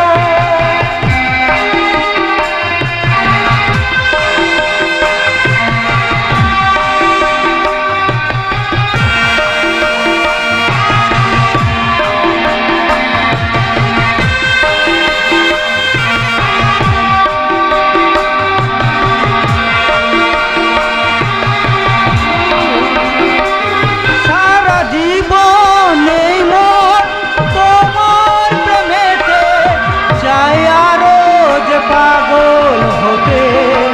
তুমি এত কাছে তবু কেন মন চাই আরো যে কাছে পেতে।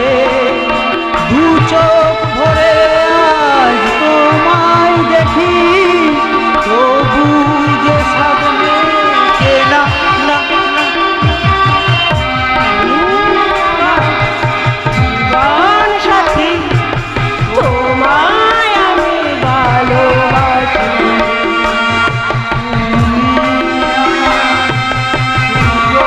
তুমি আমার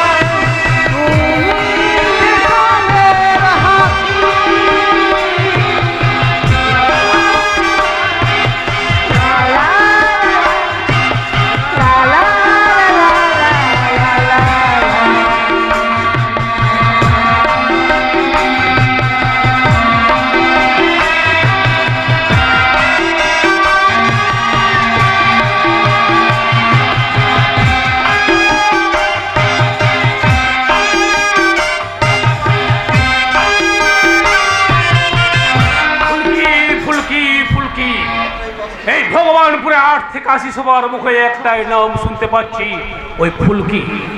সেদিন গাড়ি করে কারখানা যাওয়ার পথে আমি ওকে দেখলাম। আরে দেখেই তো আমার অবস্থা একেবারে খারাপ। যা তো নয়, যেন চকচকে একটা শপিং মল। লোভ লালসা কামনা বাসনার দোকানগুলো একেবারে থরে থরে সাজানো। খালি শাটার তোলো আর দোকান খোলো আর টাকা ছড়িয়ে ইচ্ছে মতো যা খুশি কেন। তাই যেভাবে হোক, যেমন করে হোক, ওই ফুলকিকে আমার চাই। আপনার ভুল হচ্ছে স্যার। ফুলকি কিন্তু আরো 5 জন সাধারণ মেয়ের মতন মেয়ে নয় যে আপনি তাকে আপনার সাজানো মঞ্চে তুলতে পারবেন। এই বিলাস বর্মন যা চায় তাই হয় অপরাজিতা।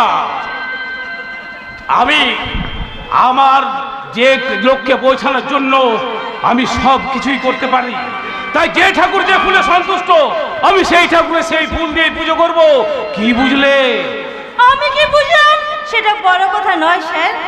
আসলে কথা হলো আপনি যে মরণ খেলায় মেতে উঠেছেন, সেই খেলাটা খেলতে গিয়ে বাই চান্স যদি আপনার অতীতটা আপনার সামনে আসে, বাই চান্স যদি আপনার অতীতের কথাটা যদি ফুলকি জানতে পারে, বাই চান্স যদি ফুলকি জানতে পারে যে ফুলকি মা বাবার মৃত্যুর জন্য আপনি দায়ী, তখন ফুলকি আপনাকে ছেড়ে দেবে। আর আগে আমি তোমাকে মেরে ফেলবো অপরাজিতা। স্যার, স্যার, আমি মালিক হয়ে যে কথাগুলো ভুলে গেছি, তুমি কর্মচারী হয়ে সেই কথাগুলো মনে রেখেছো কেন?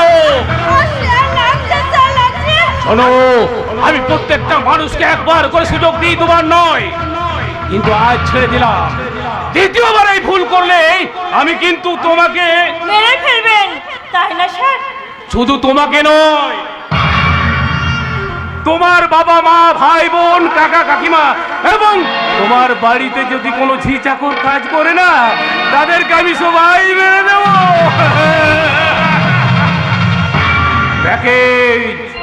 প্যাকেজে খুন করতে আমার খুব ভালো লাগে। এই দেখেছো আবার আমার টেনশন হচ্ছে। কিন্তু কোনো গানের লাইন তো আমার মাথাতে আসছে না। আমি বলবো, হ্যাঁ, আমার দিলের বিলে,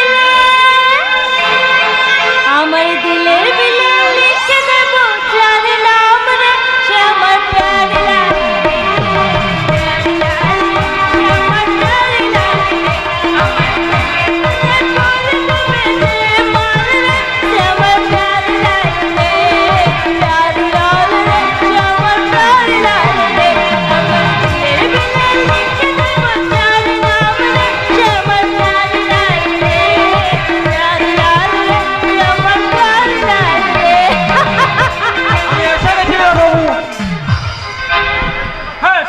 পাচ্ছি।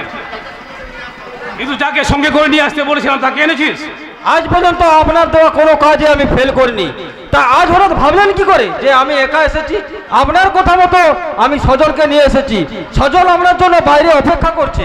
সজল বাবু মানে এই ফুলকি দাদা না? হ্যাঁ, তাতে এতে তুমি চুপ করলে কেন? আরে যা, তুই ওকে ভেতরে নিয়ে আয়। ঠিক আছে স্যার, আমি কিন্তু আপনার প্ল্যানিং কিছু বুঝতে পারছি না। আরে সারা জীবন যদি কোনো ডাক্তারের কাছে কম্পাউন্ডার হিসাবে কাজ করো না, তাহলে সে তো কম্পাউন্ডারই থেকে যায়, কোনদিন ডাক্তার হতে পারে না। আর আমার প্ল্যানিংটা যদি তুমি এত সহজেই বুঝে যাবে, তাহলে তোমার আর আমার মধ্যে পার্থক্যটা কি থাকে? স্যার, আমার ব্রেনটা অনেকটা ওই ডিভিসির মতো।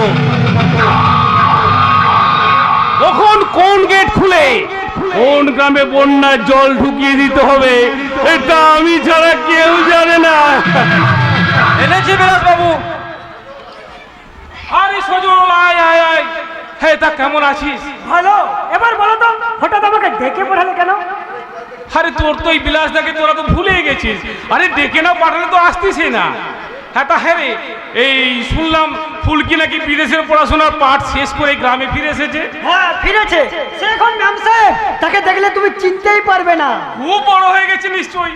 আরে হবেই তো, সে তো হবেই, কারণ সময় আর স্রোত তো কখনো থেমে থাকে না। হ্যাঁ, বুঝলে অপরাজিতা? Yes sir. হ্যাঁ, আমি না এদের দুজনকে খুব ছোট দেখে রেখেছিলাম। এই সজল তখন পড়তো ক্লাস 6, আরে ফুলকি তখন ক্লাস 5, আর আমি তখন উচ্চ মাধ্যমিক পরীক্ষা দিয়ে ওর বাবার কারখানাতে কাজে ঢুকলাম। হ্যাঁ হ্যাঁ, খুব অল্প দিনে। বাবা তুমি কাছে চলেছিলে, বাবা তোমার খুব বিশ্বাসও করতো, কারখানার কাজ করতে করতে বাড়িরও কাজ করতে শুরু করলে। হ্যাঁ হ্যাঁ, বুঝলে অপরাজিতা, এদের দুজনকে না আমি ওই সদরের স্কুলে দিয়ে আসতাম আর নিয়ে আসতাম। আর আর বুঝলে আমি ওই ফুলকির পিছনে খুব লাগতাম, এই কখনো চিমটে কেটে দিতাম, কখনো আবার চুল ধরে টানতাম। আর তখন তখন ওই ফুলকি রেগে গিয়ে বলতো শয়তান শয়তান শয়তান। বিলাসদা, হ্যাঁ, তোকে যে জন্য ডাকা। হ্যাঁ, শুনেছি তুই নাকি কোনো একটা কুরিয়ার সার্ভিসের চিঠি বেলার কাজ করিস, তা কত টাকা মাইনে পাস? 3,500 টাকা। কিন্তু কেন বলো তো? আরে বলবো বলবো বলবো বলেই তো ডেকেছি। হ্যাঁ মানছি, আমি এই ভগবানপুরের ছেলে নই, সেই ত্রিপুরা থেকে কাজ করতে তোর বাবার কারখানাতে এসেছিলাম। কিন্তু কিন্তু এতগুলো বছর এখানে থাকতে থাকতে আমি তো এই গ্রামেরই একজন হয়ে গেছি না কি রে? হ্যাঁ, তা এখন আমি তোদের কথা ভাববো না তো এই কে ভাববে বল? এ শালা বোনকে বেডরুমে নিয়ে যাওয়ার জন্য ভাইকে হেভি তেল লাগাচ্ছে। হ্যাঁ সপু, হ্যাঁ তুই কিছু বললি? না না বস, আপনি চালিয়ে যান চালিয়ে যান। তা বেশ বেশ বেশ বেশ। হ্যাঁ, তা যা বলছিলাম, ওই স্কলারশিপের টাকায় না ওই ফুলকি পড়াশোনা করেছে, কিন্তু স্কলারশিপের টাকাতে ফুলকির বিয়ে হবে না। আরে দুদিন পর তুই বিয়ে করবি, ফুলকিরও বিয়ে দিবি, তাতে ওই এখনকার দিনে ওই 3,500 টাকার মাইনে চাকরি করলে চলবে? এছাড়া যে আমার কোনো উপায় ছিল না। আজকের দিনে উচ্চ শিক্ষায় শিক্ষিত হয়ে হাজারো বেকাররা চাকরি পাচ্ছে না, আর আমি তো সামান্য একটা গ্রাজুয়েশন কমপ্লিট করা ছেলে। হ্যাঁ, তা অবশ্য ঠিক। একটু বেশি টাকা মাইনে চাকরি করার জন্য আমি তো কম চেষ্টা করিনি, কিন্তু এই আর 5জন বেকার যুবকের মতো আমাকেও দুই পকেটে ভর্তি শূন্যতা আর বুক ভরে অসহায়তা নিয়ে বারবার বাড়িতে ফিরে আসতে হয়েছে। আরে দুঃখ করিস না রে, দুঃখ করিস না, আমি তোকে 10,000 টাকার মাইনে চাকরি দেবো। আচ্ছা তুই করবি আমার কাছে? বিলাসদা, আরে অধিকারী বলে আমার কারখানার একজন সুপারভাইজার ছিল, দিন কয়েক আগেই সে মারা গেছে, এখনো তার ওই চেয়ারটা খালি পড়েছে। আমি চাই তুই কাল থেকে ওই চেয়ারে বস। এসব তুমি কি বলছো? আরে স্বপ্ন দেখাচ্ছি না রে, স্বপ্ন দেখাচ্ছি না, তোকে আমি ওই বাস্তবে রাস্তা দিয়ে হাঁটতে শেখাচ্ছি। অপরাজিতা, হ্যাঁ তুমি দেরি না করে এখনই সজলকে নিয়ে তাড়াতাড়ি অফিসে যাও এবং ম্যানেজার বাবুকে বলে একটা অ্যাপয়েন্টমেন্টটা টাইপ করে ওর হাতে ধরিয়ে দেবে। কাল থেকে আমার কারখানা নতুন সুপারভাইজার ওই সজল। আর আর হ্যাঁ, আর একটা কথা, ও ক্যাশিয়ারকে দিয়ে 10,000 টাকা, মানে এক মাসের অ্যাডভান্স হিসেবে ওর হাতে দিয়ে দেবে। হ্যাঁ, কি রে সজল, খুশি তো? আমি এখনো ভাবতেই পারছি না বিলাসদা, তোমাকে কি বলে যে ধন্যবাদ দেবো। দূর পাগল, আরে এ তো আমার কর্তব্য। আরে মানুষ হয়ে মানুষের পাশে দাঁড়াবো না? যা যা যা যা, মন দিয়ে চাই কর। হ্যাঁ আমি যাই, এই সুসংবাদটা খুব ফুলকিকে এখনই দিয়ে আসি। আমাদের দুর্দিনে তোমার উপকার আমরা কোনোদিনও ভুলবো না বিলাসদা। পুরানো সেদিনের কথা বলবি কি রে, হায় ও সে চোখের দেখা, এর কথা বলা যায়, বলা যায়। যা যা যা, হ্যাঁ মন দিয়ে কাজ কর, যা। চলুন চলুন সজলবাবু চলুন। হ্যাঁ চলুন, আসি বিলাসদা, সরি আসি স্যার, কাল ঠিক 10টায় আমি তোমার কোম্পানিতে পৌঁছে যাব। চলুন। হ্যাঁ, এই যাওয়ার সময় না ওই ফুলকে দেখা করতে বলিস। হ্যাঁ, তুমি আবার দাঁড়িয়ে রইলে যে, আরে তাড়াতাড়ি যাও। আপনাকে না একটা গালাগাল দেওয়ার জন্য দাঁড়িয়ে রইলাম। ওই ফুলকি সর্বনাশ করার জন্য ফুলকি দাদাকে আপনি আপনার জালে আটকে নিলেন। সত্যি আপনি না একটা আস্ত শুয়োরের বাচ্চা। আরে গালাগাল দিলি, তা এত হালকা রে কেন তুলি রে শোনা? আমার যে আবার ভারী গালাগাল না শুনলে ভালোই লাগে না। আপনার কীর্তিকলাপ আমারও ভালো লাগছে না স্যার, এতে আপনি নিজেও করবেন আর আমাদেরকেও মারবেন। একদম ঠিক বলেছে শোভন, কোথায় আছে বেড়াল তাড়াতে হলে প্রথম রাতে তাড়াতে হয়। আর আপনি তা না করে তাকে বাড়িতে ডেকে দুধ খাওয়াচ্ছেন। হ্যাঁ, আপনার পা কেমন আছে? ভালো আছে, ভালো। কিন্তু খবর ভালো নয়। হ্যাঁ, তা কোন খারাপ খবরটা কি? এই ভগবানপুর গ্রামে কোনো কলেজ নেই, তাই এখানকার ছাত্রছাত্রীদের ওই শহরের কলেজে গিয়ে ভর্তি হতে হয়। আর তাই ওই ফুলকি বিদেশের টাকাতে এই গ্রামে একটা কলেজ করতে যাচ্ছে। আর কলেজ হচ্ছে ওই আপনারই জমিতে। আমার জমিতে? হ্যাঁ। ওই যে 22 বিঘা জমিটা আপনার হাটখোলার কাছে পড়ে আছে না, হ্যাঁ। ওইটার উপরে তো নজর পড়েছে ফুলকি। সে কি? আরে ওখানে তো আমি বাগান বাড়ি করবো ওরে প্ল্যান করেছিলাম। সে তো ভালো কথা, বাগান বাড়ির জায়গাতে হবে স্কুল বাড়ি, ফুর্তি জায়গায় হবে শিক্ষা। আর এক সময় যেখানে আমরা বসে মাল খাবো প্ল্যান করেছিলাম, সেখানে ওই ছোট ছোট ছেলে মেয়েরা টিফিন খাবে, টিফিন। কিন্তু ওই জমির ফুলকিকে সন্ধান দিল কে? বৌদি, হ্যাঁ আমি। দিনের পর দিন এই গ্রামের অসহায় মানুষের মুখের গাছ টেনে যে পাপের বোঝা তুমি মাথায় তুলছো, ওই জমিটা গ্রামের মানুষকে দান করে সেই পাপের বোঝার কিছুটা হালকা করার চেষ্টা করেছি মাত্র। বিশ্বাস করো তিস্তা, তোমাকে না একবার মা বলে ডেকে প্রণাম করতে ইচ্ছে করছে। আরে এই না হলে বাংলার মমতাময়ী নারী। বিলাস বাবু, তুষার বাবু চিন্তা করবেন না তুষার বাবু, সিঙ্গুরে জমি কেলেঙ্কারির পর এই ভগবানপুরেও জমি কেলেঙ্কারি হবে। তফাৎ শুধু একটাই, ওখানে মমতা কারখানা করতে দেয়নি, আর এখানে এই ক্ষমতা কলেজ করতে দেবে না। কি বলতে চাইছেন বলুন তো বিলাস বাবু? কিন্তু বৌদি যদি... এত বৌদি বৌদি করছিস কেন? আরে তোকে তোর ভালো লেগেছে কিনা? বিলাস বাবু, আর যদি লেগে থাকে বল না, এক রাতের জন্য আমি তোর ঝুঁকিতে পাঠিয়ে। চেয়েছিও না তিস্তা, চেয়েছিও না। আরে স্বপন এমনিতে ভালো ছেলে, তোমার কি কোনো কষ্ট দেবে না।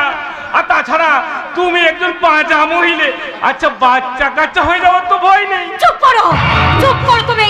বাইরের লোকেদের সামনে নিজের স্ত্রী সম্বন্ধে এই কথাগুলো বলতে তোমার লজ্জা করছে না? লজ্জা করছে না।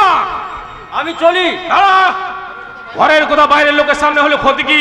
ক্ষতি হচ্ছে মানবিকতার, ক্ষতি হচ্ছে মনুষ্যত্বের, ক্ষতি হচ্ছে অস্তিত্বের। এতেই তো আমার আনন্দ তিস্তা। আমি বিলাস বর্মন, আমি যেটা ভালো মনে করব সেটাই করব, আর তোমার উচিত আমার সেই সিদ্ধান্তকে সাপোর্ট দেওয়া। এতদিন তো তাই করেছিলাম, কিন্তু আজ আমার বিবেক, মনুষ্যত্ব, সুনীতি, চেতনা আজ আমায় খোঁচা দিয়ে বলছে তোমার মতো একটা জানোয়ারের সঙ্গে ঘর করাচ্ছে বিষ খেয়ে মরা অনেক অনেক ভালো। যত তাড়াতাড়ি পারো মরে যাও তিস্তা, নইলে এমন একটা দিন আসবে আমি তোমাকে সত্যি মেরে ফেলবো। দেখবেন স্যার, খুন করলে যেন আবার কোনো প্রমাণ রাখবেন না, আইন আবার প্রমাণ চাই, আর প্রমাণ না পেলে আপনিও মুক্ত আর আমার কাজটাও হালকা। বাহ বাহ বাহ, জবাব নেই আপনার। আপনি না শপথ বাক্য পাঠ করে এই পোশাকটা পরেই সাধারণ মানুষের পাশে দাঁড়াবার জন্য পুলিশের চাকরিটা নিয়েছিলেন। চুপ করুন। আপনার ওই অপবিত্র মুখে বৌদি ডাক শব্দটা শোনাও মহাপাপ। আপনারা আপনাদের সুনীতি, আদর্শ, চেতনা বিক্রি করতে করতে নরকের কোন ধাপে নেমে গেছেন। আপনারা চরিত্রহীনতার কালো কাপড় দিয়ে আপনাদের নিজেদের মুখটাই আপনারা আজ ঢেকে ফেলেছেন। চরিত্র নিয়ে কথা বলবেন না বৌদি, চরিত্র নিয়ে কথা বলবেন না। ওই আমার চরিত্রটা না ওই ডেটল সাবান দিয়ে ধুয়ে একদম পরিষ্কার করে রেখেছি। চুপ করুন। আপনাদের চরিত্রের কথা জানতে আমার বাকি নেই।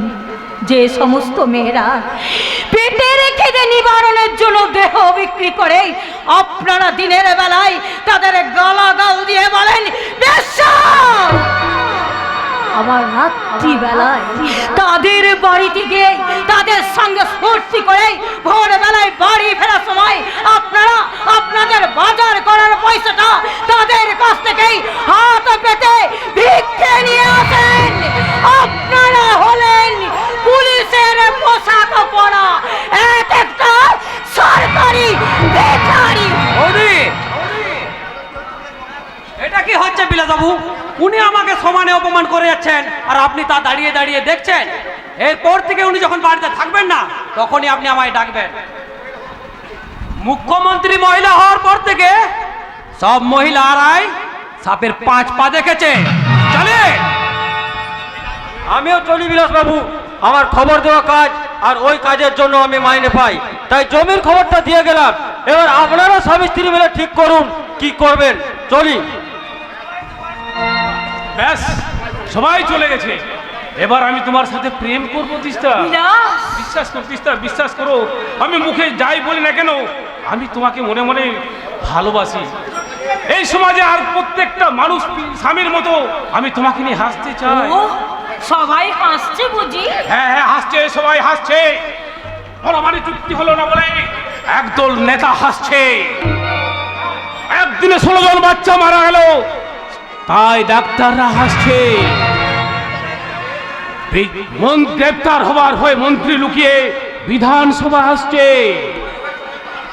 চুক্তি হয়েছে বলে পাহাড় হাসছে, প্যাকেজ হয়েছে বলে জঙ্গলমহল হাসছে। চারিদিকে চেয়ে দেখো তিস্তা, সবাই সবাই হাসছে।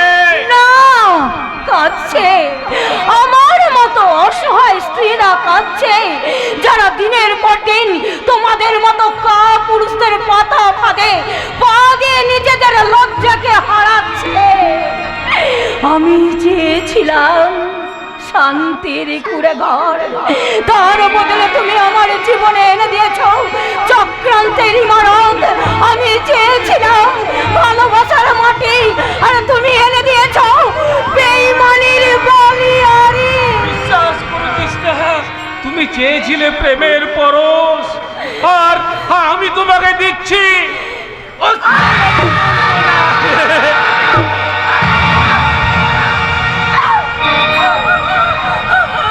লেগেছে, খুব লেগেছে, খুব লেগেছে। ঘরের বউ ঘরে থাকবি, বাইরে বেরিয়ে আমার কাছে বাগড়া দিতে এলে তোর এমন অবস্থা করবো, এই জন্য তো ছাড়, আগামী কোনো জন্মে মেয়ে হয়ে জন্মাতে পারবি না।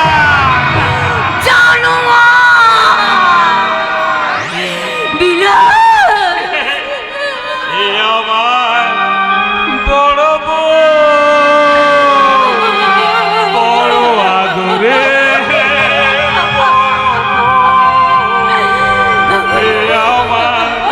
বড় বউ, বড়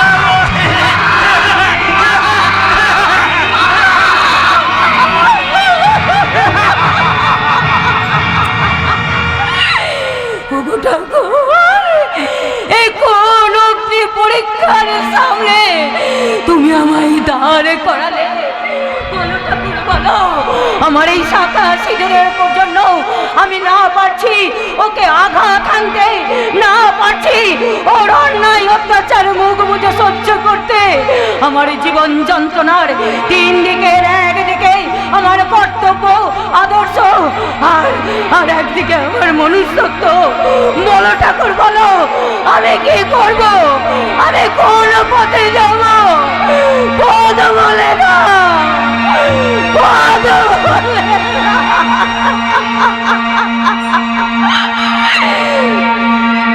পদ বলে দাও তুমি,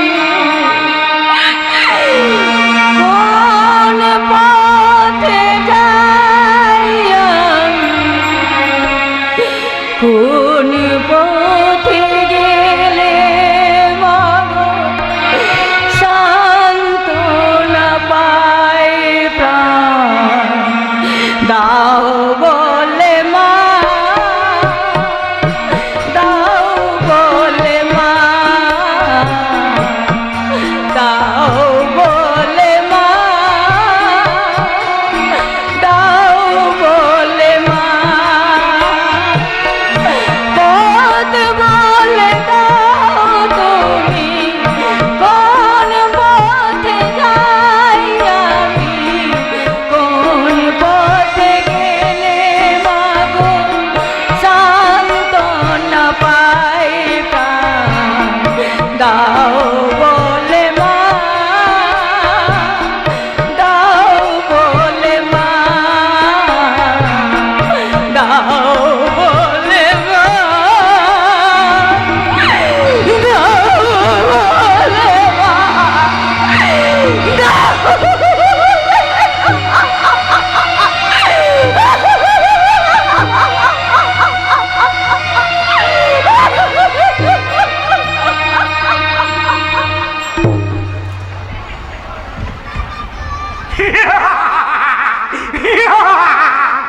মানুষ এক সময় বন মানুষ ছিল, বনে বাজারে ঘুরে বেড়াতো, যা পেত তাই খেত, সভ্যতা ছিল না তাদের মধ্যে। আস্তে আস্তে সেই বন মানুষগুলো হয়ে উঠল সভ্য দেশের সভ্য মানুষ। কিন্তু কি আনন্দ, কি আনন্দ! আবার সেই মানুষগুলো হয়ে যাচ্ছে বন মানুষের, আস্তে আস্তে পরিণত হয়ে যাচ্ছে। তাই তো ঘরে ঘরে শুরু হয়ে যাচ্ছে অসহায় নারীদের নির্যাতন। তাই তো তাপসী মালিকের বাবা, রিজওয়ানের মা, পুরুলিয়ার জলদানে তাই হত্যাকাণ্ডের হারিয়ে যাওয়া ছেলে মেয়েদের বাপ মাগুলো নিয়তির কাছে মিছিল করে ডেপুটেশন জমা দিতে যাচ্ছে। হাতে তাদের রক্ত দিয়ে লেখা ফেস্টুন, মুখে তাদের ফিরে দেওয়া স্লোগান। ওরা বলছে, চল রে চল সবে ভারত সন্তান, মাতৃভূমি করে আহ্বান। চল রে চল সবে ভারত সন্তান, মাতৃভূমি করে আহ্বান। গর্বে পৌরুষ গর্বে সাত রে সাত সবে দেশে কল্যাণ, মাতৃভূমি করে আহ্বান। চল রে চল সবে ভারত সন্তান, মাতৃভূমি করে আহ্বান। চল রে চল সবে ভারত সন্তান, মাতৃভূমি করে আহ্বান। মাতৃভূমি করে আহ্বান, মাতৃভূমি করে আহ্বান। কে তুমি? আমাকে আমাকে তুমি চিনতে পারছো না নারায়ণদা? হ্যাঁ, চিনতে পেরেছি। তুমি তো ইংরেজদের বুকে হাগা থানা মাতঙ্গিনী হাজরা। তুমি তো অনাথ শিশুদেরকে বুকে আশ্রয় দেওয়া নিবেদিতা। তুমি তো কুশাসিত সমাজের বুকে স্বাধীনতার ঝান্ডা বানো সুবর্ণলতা। না নারায়ণদা না, আমি ফুলকি। ফুলকি? হ্যাঁ গো ফুলকি। তোমার মনে পড়ছে না নারায়ণদা, ছোটবেলায় তুমি আমায় কত চকলেট কিনে দিতে, আমাকে কোলে করে নিয়ে নদীর চড়ায় চড়ায় ঘুরে বেড়াতে। না না না রে না, আজ তোমার আর কিচ্ছু মনে পড়ছে না। মনে করার চেষ্টা করলে আমার মাথায় ভীষণ যন্ত্রণা হয়। নারায়ণদা, তোমার এই অবস্থা কে করলো নারায়ণদা? বিলাসদা? হ্যাঁ ফুলকি, এই নারায়ণদা ওই বিলাস বর্মনের 2 নম্বরী কাজের জন্য প্রতিবাদ করেছিল। তাই বিলাস বর্মনের লোকেরা এই নারায়ণদার বউকে মেরে নারায়ণদাকে পাগল করে দিয়েছে। এত বড় অন্যায়, এত বড় একটা অন্যায় কাজ করে ওই বিলাসদার কোনো শাস্তি হলো না? কে দেবে শাস্তি? এ থানার বড়বাবুকে টাকা খাইয়ে ওই বিলাস বর্মন সমস্ত প্রমাণ লোপাট করে দিয়েছে। এ গ্রামের ভয়ে কেউ ওর বিরুদ্ধে মুখ খোলেনি, আর তাই হয়নি কোনো এফআইআর, হয়নি কোনো তদন্ত। সে দিব্যি আছে আর রাস্তা রাস্তা পাগল হয়ে ঘুরে বেড়াচ্ছে আমাদের এই নারায়ণদা। কে পাগল হয়ে ঘুরে বেড়াচ্ছে? নজরুল ইসলাম। বেশ হয়েছে, বেশ হয়েছে। বিদ্রোহী কবির বিদ্রোহগুলোটা বেরিয়ে গেছে। নারায়ণদা, কতবার বলেছিলাম গো কাছে দেখে যাও, কান আছে শুনে যাও, বিদ্রোহ করতে যেও না। বেশ ভালো, শোনেনি আমার কথা? নারায়ণদা, এই দেখেছো, তোমাদের সঙ্গে আমার আলাপই হলো না। তোমরা কারা গো? আমরা এখানে কি করছো? ও বুঝেছি বুঝেছি, তোমরা প্রেম করছো, প্রেম তাই না? এই যে ভাই, তুমি ওকে ভালোবাসো? হ্যাঁ, খুব ভালোবাসি। ভালো ভালো ভালো, প্রেম করা খুব ভালো। প্রেম করলে না শরীর মন স্বাস্থ্য খুব ভালো থাকে। তবে একটা কথা খেয়াল রেখো ভাইয়া, শুধু প্রেম করে সময় কাটালে চলবে না। ভালোবাসার জংশনে পৌঁছানোর জন্য তোমাদেরকে গাড়িটা নিয়ে বেরিয়ে পড়তে হবে। জীবনটা একটা লম্বা হাই রোড, আর তোমাদের প্রেম হলো সেই হাই রোডের উপর ছুটে চলা দূরপাল্লার বাস। রাগ অনুরাগের মতন ছোট ছোট গ্রামগুলোকে তোমাদের দুপাশে ফেলে রেখে তোমাদের প্রেম ছুটে চলেছে। অর্থ সেখানে চালাচ্ছে গাড়ি, স্বপ্ন সেখানে নিয়ন্ত্রণ করছে তোমাদের প্রেমকে। চাও পর সিটে যাত্রী সেজে বসে আছে অনুভূতি। লক্ষ্যে পৌঁছানোর আগে তোমাদেরকে পড়বে অনেক স্টপেজ। কখন ব্যথার স্টপেজ, কখনো শ্রেণী বৈষম্যের স্টপেজ, কখনো বা মান অভিমানের স্টপেজ। প্রত্যেকটা স্টপেজ তোমাদের পেরিয়ে যেতে হবে। হাতে হাত ধরে প্রত্যেকটা স্টপেজ তোমাদের এগিয়ে যেতে হবে ওই ভালোবাসার জংশনের দিকে। নারায়ণদা, তবে তবে খেয়াল রেখো ভাইয়া, সন্দেহের পেরেকে তোমাদের বাসটার টায়ার যেন নারায়ণদা, পাংচার হয়ে না যায়, পাংচার হয়ে না যায়। তাহলে তাহলে ভালোবাসা আর কিন্তু বাসা পর্যন্ত পৌঁছাতে পারবে না। নারায়ণদা, নিরাশার বুক চিরে নিরাশায় হারিয়ে যাবে ভাইয়া, নিরাশাতেই। নারায়ণদা,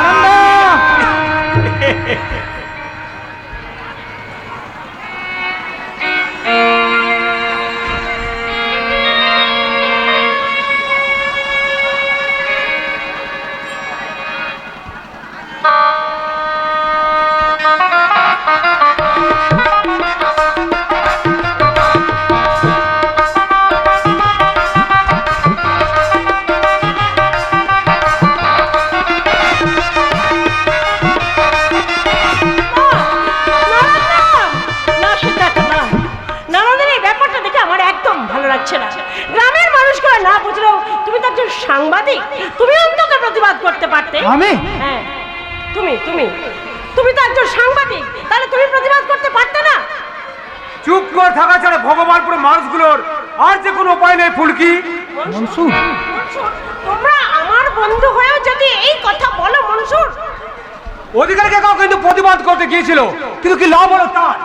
চক্রান্তের শিকার হয়ে এই সন্ত্রাসের কাছে মাথা আনুয়া দল থাকে, কিন্তু পরিবারের কি হয়েছে? অধিকারী মোটেও ভালো লোক ছিল না মনসুর। ও বেআইনি অস্ত্র পাচার করতো। তাছাড়াও ডেড বডির কাছে প্রচুর অস্ত্র পাওয়া গেছে। আমি নিজস্ব সংবাদ ছাপিয়েছি। যা দেখবে তা সব সময় সত্যি নাও হতে পারে সিদ্ধার্থ। অধিকারী কাকার ডেড বডির কাছে বেআইনি অস্ত্র পাওয়া গেছে বলে তুমি বলছো অধিকারী কাকা বেআইনি অস্ত্রের ব্যবসা করত। তাহলে শ্মশানে গিয়ে দেখো, সারি সারি দিয়ে ডেড বডি শোয়ানো আছে। প্রত্যেকটি ডেড বডির কাছে দেখতে পাবে অনেক তাজা সুন্দর ফুল। তাহলে কি বলবে যারা মারা গেছে তারা প্রত্যেকেই জীবিতকালে ফুলের ব্যবসা করত? ফুলকি, ফুলকি, তুমি বিলাস বর্মনকে চেনো না তাই এ কথা বলছো? ও দুর্গে প্রবেশ করা সহজ কথা নয়। এক গ্রামের ভয়ে খেয়ে ওর বিরুদ্ধে মুখ খোলে না। ওর কাছে কি নেই? ওর কাছে টাকা, পয়সা, ক্ষমতা, পুলিশ, প্রশাসন, মন্ত্রী সব সব আছে। আর তুমি যদি প্রতিবাদ করতে যাও তাহলে তোমাকে ঘাড় ধাক্কা দিয়ে মাটিতে ফেলে দিতে পারে, মাটিতে। আসলে সিদ্ধার্থ, আসলে ঘাড় ধাক্কা দিয়ে বের করে দেওয়া যায়, কিন্তু প্রতিবাদকে কখনো কোনোদিন থামানো যায় না। তা যদি যেত তাহলে একদিন ওই মহাকরণের চেয়ার থেকে পুলিশ মমতা ব্যানার্জির চুলের মুঠি ধরে বের করে দিয়েছিল। সেই মহাকরণে মুখ্যমন্ত্রীর চেয়ারে আজ মমতা ব্যানার্জি বসতে পারত না। আমার জন্য তোমরা কোনো চিন্তা করো সিদ্ধার্থ। ওই বিলাস বর্মন যদি আমার কোনো কাজে বাধা দিতে আসে তাহলে আমি তাকে সহজে ছেড়ে দেব না। হ্যাঁ, এক্ষুনি এক্ষুনি গিয়ে ওই কাকার স্ত্রীকে মেরে ফেলার অপরাধে আমি গিয়ে পুলিশের কাছে বিলাস বর্মনের মেয়ে থানায় ডায়েরি। ফুলকি, ফুলকি, ফুলকি,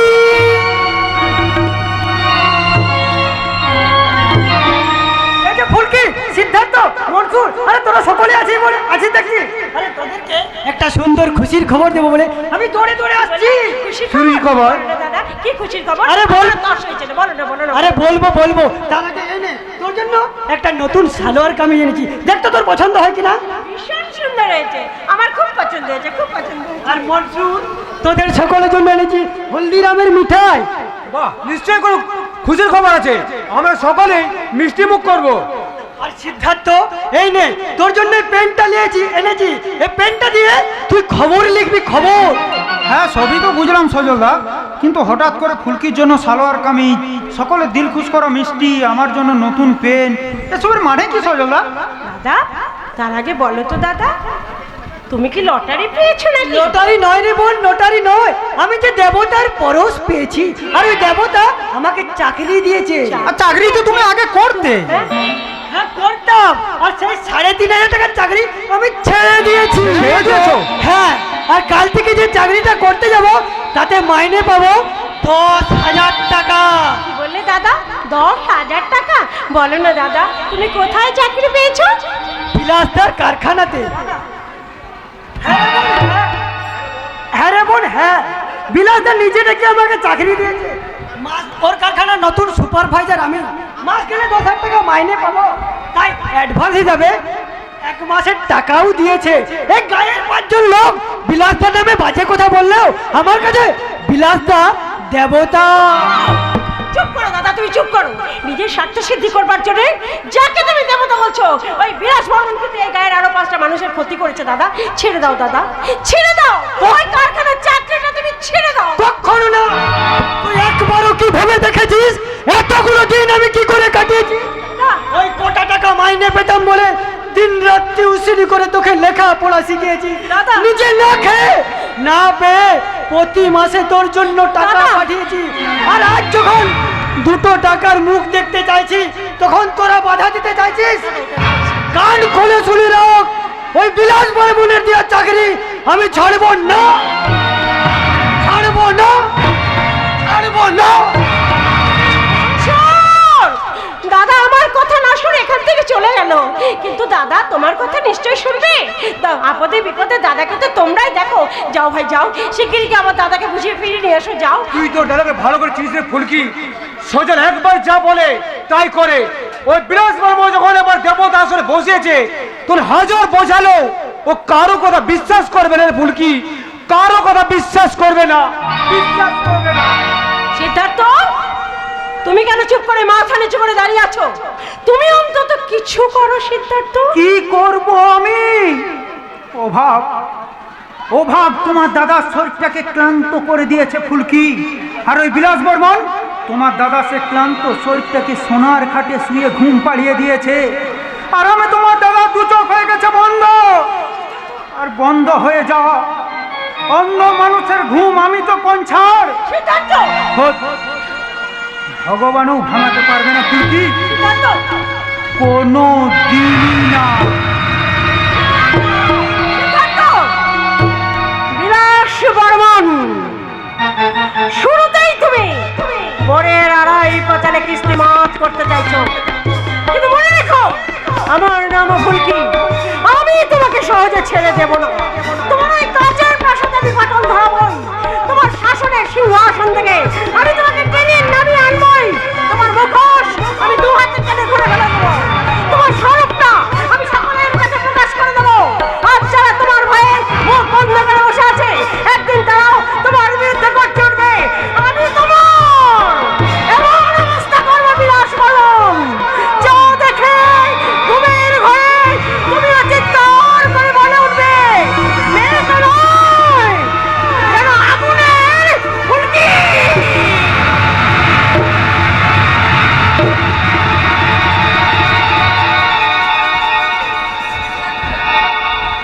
গোড়াল্লা ভগবান, উফ, এই যেন দেবী চৌধুরানী সকাল থেকে এটা কর সেটা কর বলে একেবারে বাড়ি মাথায় করেছে। আচ্ছা আপনারাই বলুন, বলে একা হাতে এত কাজ সামলানো যায়? ভারী ছুটিবাই বুড়ির পাল্লায় পড়েছি রে বাপ। কাজ নেই, কম্ম নেই, ওই বাড়িটাকে ধম্মস্থান বানাবে বলে খালি ওই গোবর জলে ছিটে দিচ্ছে। আর এদিকে যে সারা বাড়ি ওই গোবরের গন্ধে বলি ভুরভুর ভুরভুর করছে। সে খেয়াল আছে? ইচ্ছা করছে কাজ ছেড়ে পালায়। হবে না, 24 ঘন্টার মধ্যে 42 বার বলছিস কাজ ছেড়ে দিয়ে চলে যাবি।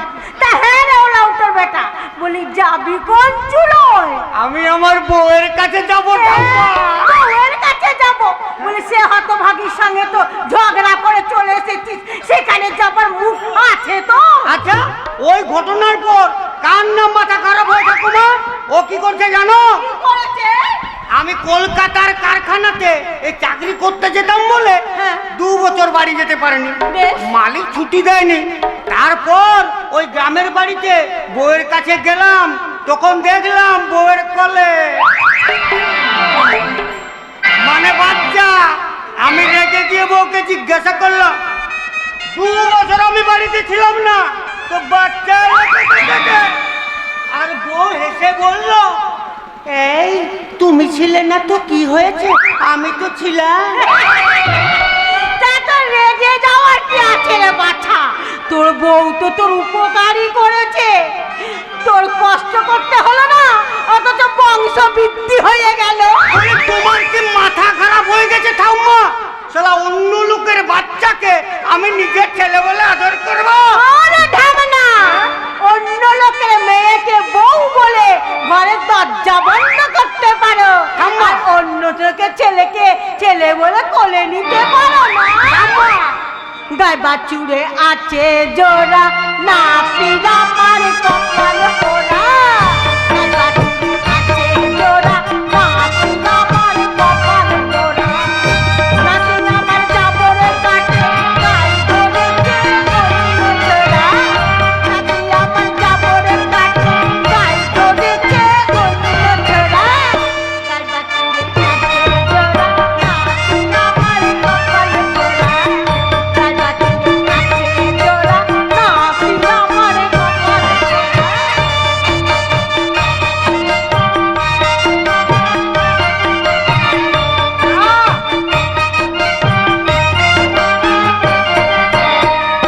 এখন যা বলি মন দিয়ে শোন, এখন যা বলি মন দিয়ে শোন, একই জিনিস বউ আর মেয়ে। এখন যা বলি মন দিয়ে শোন, একই জিনিস বউ আর মেয়ে। টানলে পরে ফুলে যাবে, বউয়ের বদলে যাবে ছিঁড়ি। টানলে পরে ফুলে যাবে, বউয়ের বদলে যাবে ছিঁড়ি।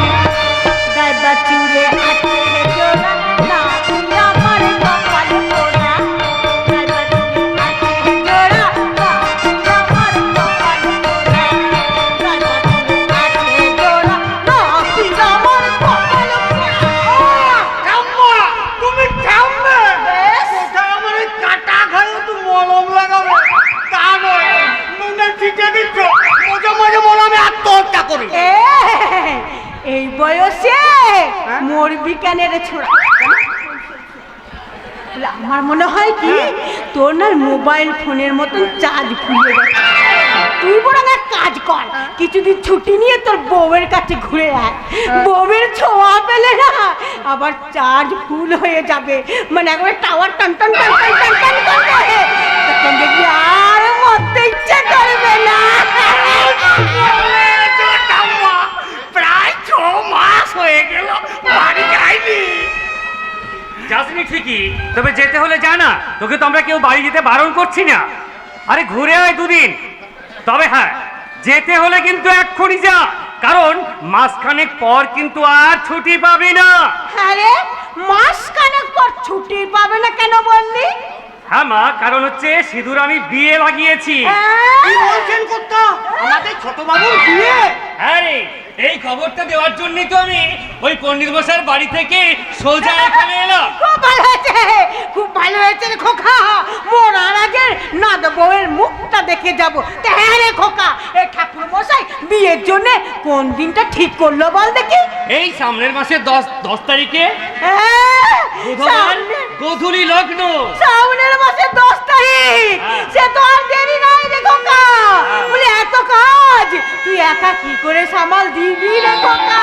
থাকতে হবে মা, থাকতে হবে, কারণ এই 10 তারিখ ছাড়া তো ওই মাসে আর কোনো লগ্নই নেই। করল্লা ভগবান, চিন্তা করবেন না করতে হয় যে আমি আছি না, ওই জুতো সেলাই থেকে চন্ডীগড় সবাই সামলে নেবো।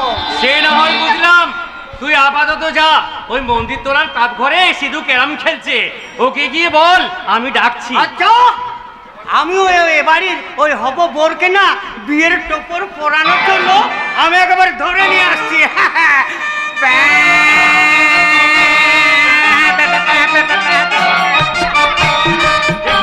দেখেছো? সিধুর বিয়ের কথা শুনে এবারে চোখ দুটো কেমন একদম একদম হয়ে গেছে মা। আনন্দ তো হবেই রে খোকা। সবারই আনন্দ হবে, কিন্তু আজকের দিনে আমার যে বড় বৌমার কথা খুব মনে পড়ছে। থাক মা থাক, ওই অতীতটাকে মনে রেখে কি লাভ মা? খোকা, বিদিশা স্বার্থপরের মতো আমাকে ফাঁকি দিয়ে চলে গেছে।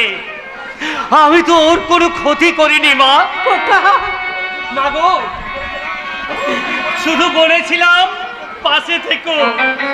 আমার এইটুকু আশাও তো পূরণ করতে পারলো না মা। চোখে জলবোঝ, চোখে জলবোঝ রে খোকা। নিষ্ঠুর নিয়তির পরিহাসকে পাল্টানোর ক্ষমতা মানুষ কেন স্বয়ং ভগবানেরও নেই। ছোটবেলা থেকে সিধুর কাছে তুই মা, তুই বাবা, এবারে জ্বালাবাতির লণ্ঠন গুলো তো তোকেই জ্বালাতে হবে রে খোকা। শুধু কি তাই কাকা বাবু, এই বাড়ির দায়িত্ব নেওয়ার সাথে সাথে এখন যে আপনাকে ভগবানপুরেও দায়িত্ব নিতে হবে। এ কি বিলাস, তুমি আমার বাড়িতে? কেন, আমি আপনার বাড়িতে আসতে পারি না? ভগবান উপরে আছো তুমি অনেকগুলো বছর বিলাস, কই কোনদিনই তো দশমীর পর বিজয়া করতে বাড়িতে আসনি। আজ তোমাকে ও এই কথা, হ্যাঁ তাহলে ঠিক আছে, ওই সব বিজয়ের কোনো আমি একসাথে সেরে নিই। হ্যাঁ না না, থাকবে কেন? শুধু আমার নয়, এই পুরো ভগবানপুরের গুরুজন বলতে তো একমাত্র আপনি বেঁচে আছেন। এবার এ বাড়িতে আসার উদ্দেশ্যটা কি জানতে পারি? হ্যাঁ তার আগে ঠাকুমা, এই শুনেছে নাকি আপনি বিজয়ের পর প্রণাম করতে গেলে প্রত্যেককে নারকেলের নাড়ু খাওয়ান, তা আমাকে খাওয়াবেন না? নারকেল নাড়ু খেতে যে তুমি এ বাড়িতে আসনি তা আমি বেশ ভালো করেই জানি বিলাস। তাই যে কাজে এসেছো কাজটা মিটিয়ে নিয়ে মানে বিদেয় হয়। হ্যাঁ, এরপরেও যদি তোমার নারকেল নাড়ু খেতে ইচ্ছে করে তবে বিজয়ার পর এসো। তবে হ্যাঁ, বিজয়ার পর থেকে লক্ষ্মী ভাসানের পর দিন আমি নাড়ু দিই, তারপর দিই ঝাড়ু। এবার তুমি ঠিক করো বিলাস, তুমি কোনটা খাবে, নাড়ু নাকি আমার হাতের ঝাড়ু? কাকা বাবু, এই ঠাকুমার খুব মজার কথা বলে। তোমার আসার কারণটা কিন্তু এখনো জানতে পারলাম না বিলাস। হ্যাঁ শুনলাম আপনি নাকি ওই সিদ্ধার্থর বিয়ে দিচ্ছেন ফুলকির সাথে। হ্যাঁ, তাদের কি তোমার কোনো আপত্তি আছে? আরে আপত্তি কি বলছেন কাকা বাবু, শুনে তো মনটা আমার আনন্দে নেচে উঠেছিল, আর ওই জন্যই তো এখানে আসা। আসলে কি জানেন কাকা বাবু, এই এতদিন ধরে ভগবানপুরে থাকতে থাকতে আমি তো এই গ্রামেরই হয়ে গেছি নাকি, আর আপনারা হলেন আমার আপনজন, আর ওই সিদ্ধার্থ আমার ছোট ভাইয়ের মতো।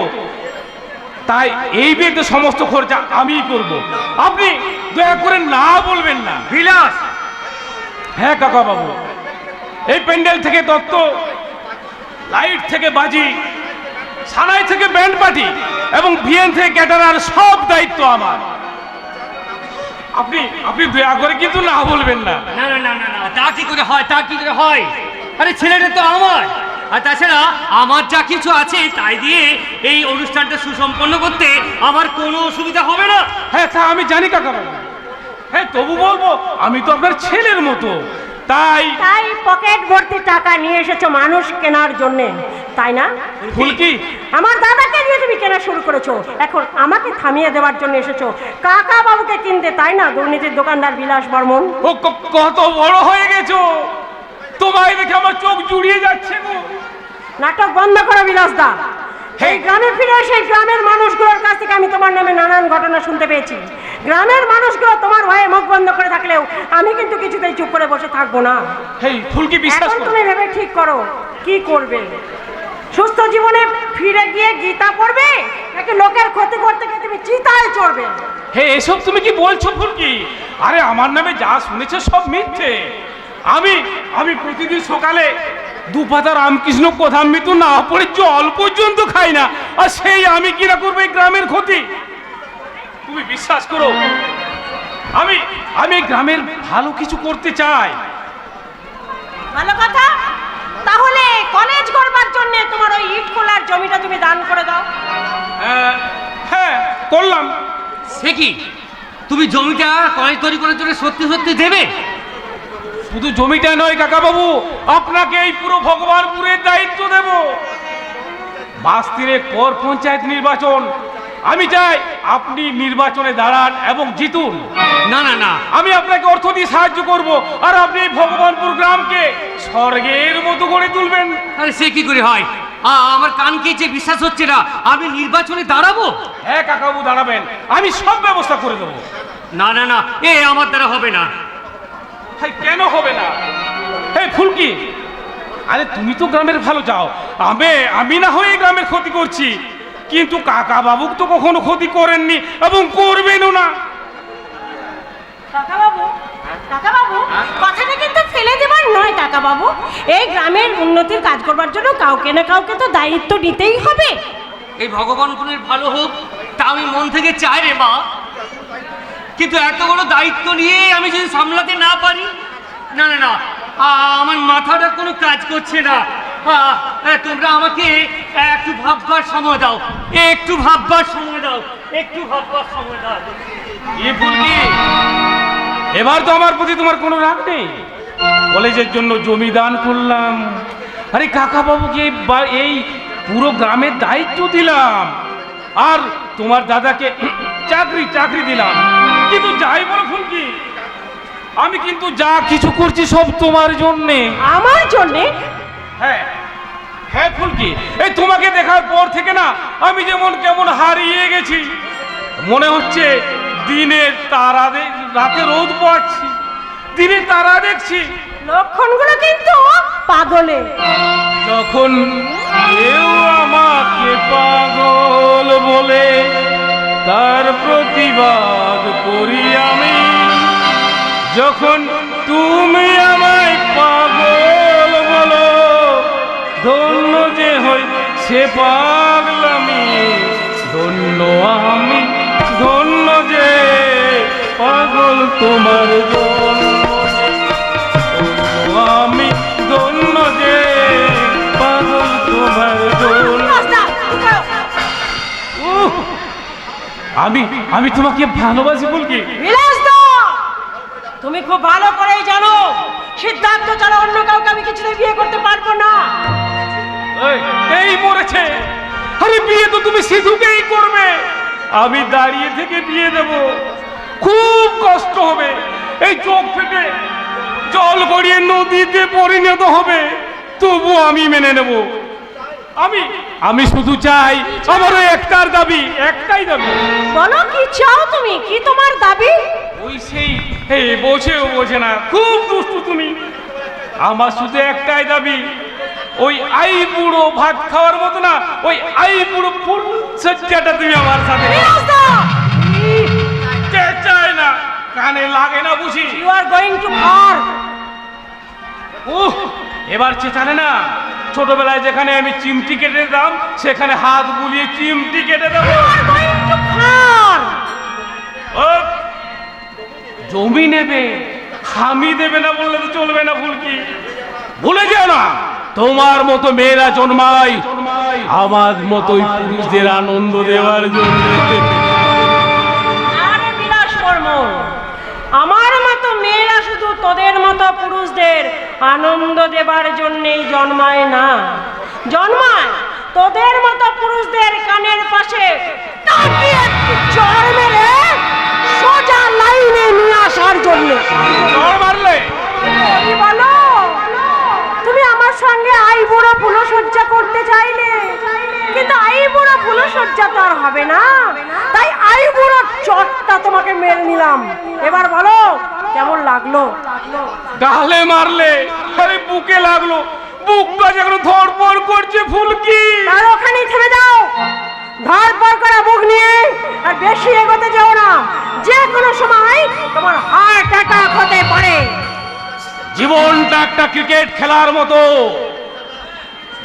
আর ক্রিকেট খেলাটা খুব শক্ত খেলা। এখানে run out, LBW wide ball, 4 ছক্কা, অনেক কিছু নিয়ম আছে। তা খেলাটা জেনে মাঠে নেমেছো তো? মনে করে না বিলাস বর্মন, ওয়ানডে বলো, টেস্টি বলো, আর 2020 বলো, সেঞ্চুরি না করে আমি কিন্তু মাঠ ছাড়বো না।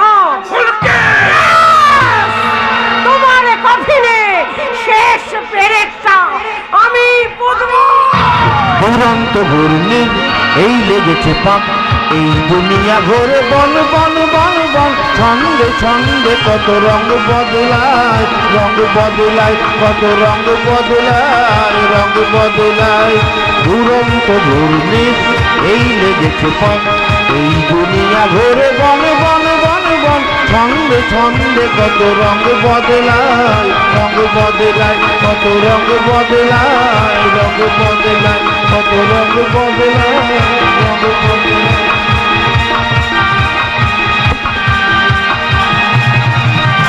অসম্ভব অসম্ভব অসম্ভব, এ আমি কি শুনছি? এই গ্রামের মঙ্গলের জন্য বিলাস বর্মন কাকা বাবুকে ভূতের দাঁড় করাচ্ছেন, এ যে ভূতের মুখে রাম নাম। ঠিক বলেছো বৌদি। তবে বৌদি, এও তো হতে পারে পরিবর্তনের তুলির টানে যেমন বর্তমান ক্যানভাসের ছবির রংটা বদলে যাচ্ছে, তেমনি ওই বিলাসদার মনটাও বদলেছে, বদলেছে ওর চেতনা, মনুষ্যত্ব, মানবিকতা। হ্যাঁ, তুমি ঠিকই বলেছো। হ্যাঁ, আমিও ঠিকই বলছি বৌদি, বিলাসদা অনেক বদলে গেছে, বিলাসদা অনেক বদলে গেছে।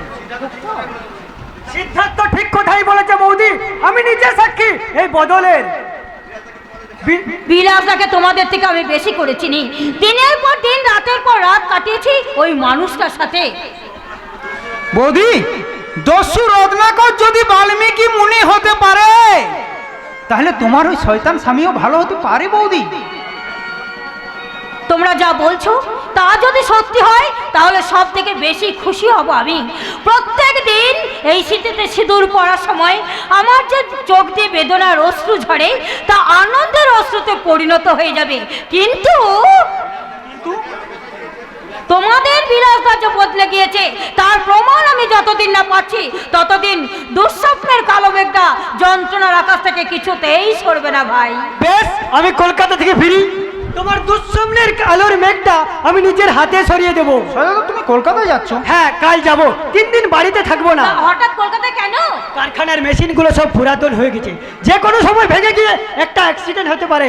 আর যেই সে কথাগুলো বিলাসদা আমার মুখ থেকে শুনলো, সঙ্গে সঙ্গে সিদ্ধান্ত নেয় কারখানার মেশিনগুলো সব নতুন হবে, যাতে শ্রমিকদের কোনো দুর্ঘটনা না হয়। আর সেই মেশিন কেনার দায়িত্ব পড়লো আমার উপর। ও, বুঝেছি। আর তুমি সেই মেশিনগুলো কিনতে কলকাতায় যাচ্ছ, এই তো? ঠিক তাই। এই 3 দিন আমি বাড়িতে থাকবো না, ফুলকিটা একা থাকবে, তুই একটু দেখিস ভাই। তুমি না বললেও ও সে দায়িত্বটা নিত ভাই। বৌদি, তুমি না? হ্যাঁ ভাই, আমি থাকতে পারি অর্থ দিয়ে আটকানো ওই অট্টালিকার গারদে, কিন্তু সব খবরই আমার কানে আসে। সামনের মাসের 10 তারিখে ফুলকির সঙ্গে যে তোমার বিয়ে, এ কথা শুধু আমি কেন, এই ভগবানপুরে সবাই জানে ভাই। আরে জানবে না, কার বোনের বিয়ে হচ্ছে দেখতে হবে তো। আর যদি বাবা মা বেঁচে থাকতো না, বোনটার ধুমধাম করে বিয়ে দিতাম। জানো বৌদি, ছোটবেলা থেকে একটা ধোঁয়াশা আমার আজও কেটে উঠল না। আমি ফুলকি তখন খুব ছোট্ট, আমার আবছা আবছা মনে পড়ে শেষের দিকে বাবা খুব টেনশন করতো। পাওয়া টেন্ডারগুলো পাচ্ছে একটা একটা করে অন্য কোম্পানি। একদিন বাবা উদ্ভ্রান্তের মতো বাড়িতে ফিরে আসে, মাকে বলল যে আমি থানায় যাচ্ছি। থানার ওসি তখন এই নারায়ণদা। থানা থেকে বাবা বাড়ি ফিরে আসে, মা বাবাকে খাবার খেতে দেয়। খাবার খাওয়ার পর বাবার শরীরটা হঠাৎ খাবার খারাপ হতে থাকে, বাবা বমি করতে থাকে। সঙ্গে সঙ্গে আমি আর বিলাসদা বাবাকে ভর্তি করি হাসপাতালে ভর্তি করে অপেক্ষা করছি। হঠাৎ বাড়ি থেকে খবর আসে মায়েরও শরীর খারাপ, মাকে ভর্তি করালো হাসপাতালে। ডাক্তার জানায় খাবার থেকে ফুড পয়জন হয়েছে। পরের দিন সকালে মাত্র 1 ঘন্টার ব্যবধানে বাবা এবং মা দুজনেই মারা যায় বৌদি, মারা যাওয়ার আগে বাবা মা আবার হাত দুটো ধরে বলেছিল, সজল তুই ফুলকিটাকে মানুষের মতো মানুষ করিস। বাবা মা মারা যাওয়ার পর আমি হয়ে যাই অসহায়। ব্যাংক থেকে লোন করে আমাদের কারখানাটা খোলা হয়েছিল, তাই যেটুকু সোনা দানা সম্পত্তি ছিল ব্যাংক ফাইন্যান্স নিয়ে নেয়। আর তখন থেকে আমি ফুলকিকে মানুষ করতে পরিশ্রম করতে শুরু করি বৌদি। পরিশ্রমের ফল যে বিফলে যায় না তার নিদর্শন তুমি। চিন্তা করো না ভাই, সব ঠিক হয়ে যাবে, ওই উপরওয়ালা তো আছেন। সেই ভরসাতেই তো আছি বৌদি। এনিওয়ে চলি বৌদি, আসি রে সিদ্ধার্থ, কাল ভোরের ট্রেনেই রওনা হতে হবে। আসি বৌদি। আচ্ছা বৌদি, বাবার মুখে শুনেছিলাম কোম্পানির লসের জন্য নাকি ওই সজলদার বাবা মা বিষ খেয়ে আত্মহত্যা করেছিল, কিন্তু এখন সজলদার মুখ থেকে যা শুনলাম তাতে তো একটা রহস্যের গন্ধ পাচ্ছি। বৌদি, বৌদি তোমার কি মনে হয় এত বড় বেইমানি কে করতে পারে? এতদিন পর এইসব প্রশ্ন তুলে লাভ কি ভাই? লাভ আছে বৌদি, লাভ আছে। মাটি খুঁড়ে কিছু মানুষের হাড়গোড় খুঁজে পাওয়া গেছে বলে রাজ্য নড়ে চড়ে বসেছে, আদালতে কেস উঠেছে, নেতা থেকে আমরা সবাই গ্রেপ্তার হচ্ছে, কেউ বা জামিনে লুকিয়ে বেড়াচ্ছে। আবার কলকাতার আরজিকর মেডিকেল কলেজের মতন হসপিটালও একজন তরুণী চিকিৎসক ডিউটি অবস্থায় থাকাকালীন ধর্ষণ এবং খুন হচ্ছে। সিদ্ধার্থ, বৌদি, বিলাসদার সঙ্গে তোমার এই ব্যাপারে কোনোদিন কিছু কথা হয়নি? না ভাই, 24 ঘন্টার মধ্যে তোমার বিলাসদা আমার সঙ্গে ভালো করে 24টা কথাও বলে না। মেয়ে হয়ে জন্মেও আমি মা হতে পারিনি বলে আমাকে মুখ বুঝে সব কিছু সহ্য করতে হয় ভাই। বৌদি, কিছুক্ষণ আগে তুমি সজলদাকে বললে না চিন্তা করো না ওপরওয়ালা আছে? এখন আমি তোমাকে ওই একই কথা বলছি বৌদি, চিন্তা করো না ওপরওয়ালা আছে, দেখবে সব ঠিক হয়ে যাবে। আমি চলি, আমাকে আবার একটু পাশের গ্রামে যেতে হবে। ওখানে একটা মেয়ের তার বাবা মা জোর করে বিয়ে দিচ্ছিল, কিন্তু মেয়েটার নাকি এখনো বিয়ের বয়স হয়নি। মেয়েটা আরো পড়াশোনা করতে চায়, পুলিশ গিয়ে বিয়েটা বন্ধ করেছে। আর আমাকে সেই খবরটা লিখে কলকাতার হেড অফিসে পাঠাতে হবে। তাই যাও ভাই, তাহলে আর দেরি করো না, চেতনা ফেরানোর খবর লিখতে তুমি পাশের গ্রামে যাও। জয় মহারানী।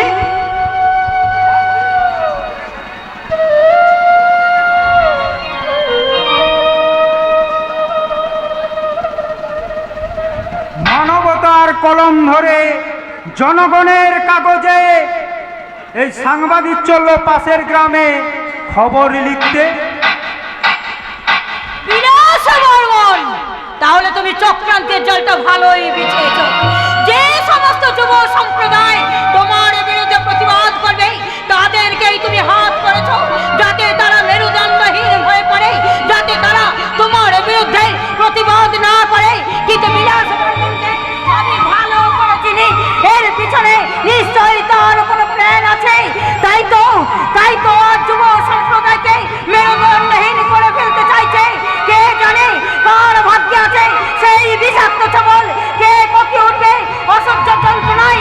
তাই সাবধান, সাবধান ভগবানপুরের মানুষের দল, তোমাদের দিকে চক্রান্তের স্রোত এগিয়ে আসছে, তোমরা সবাই সাবধান।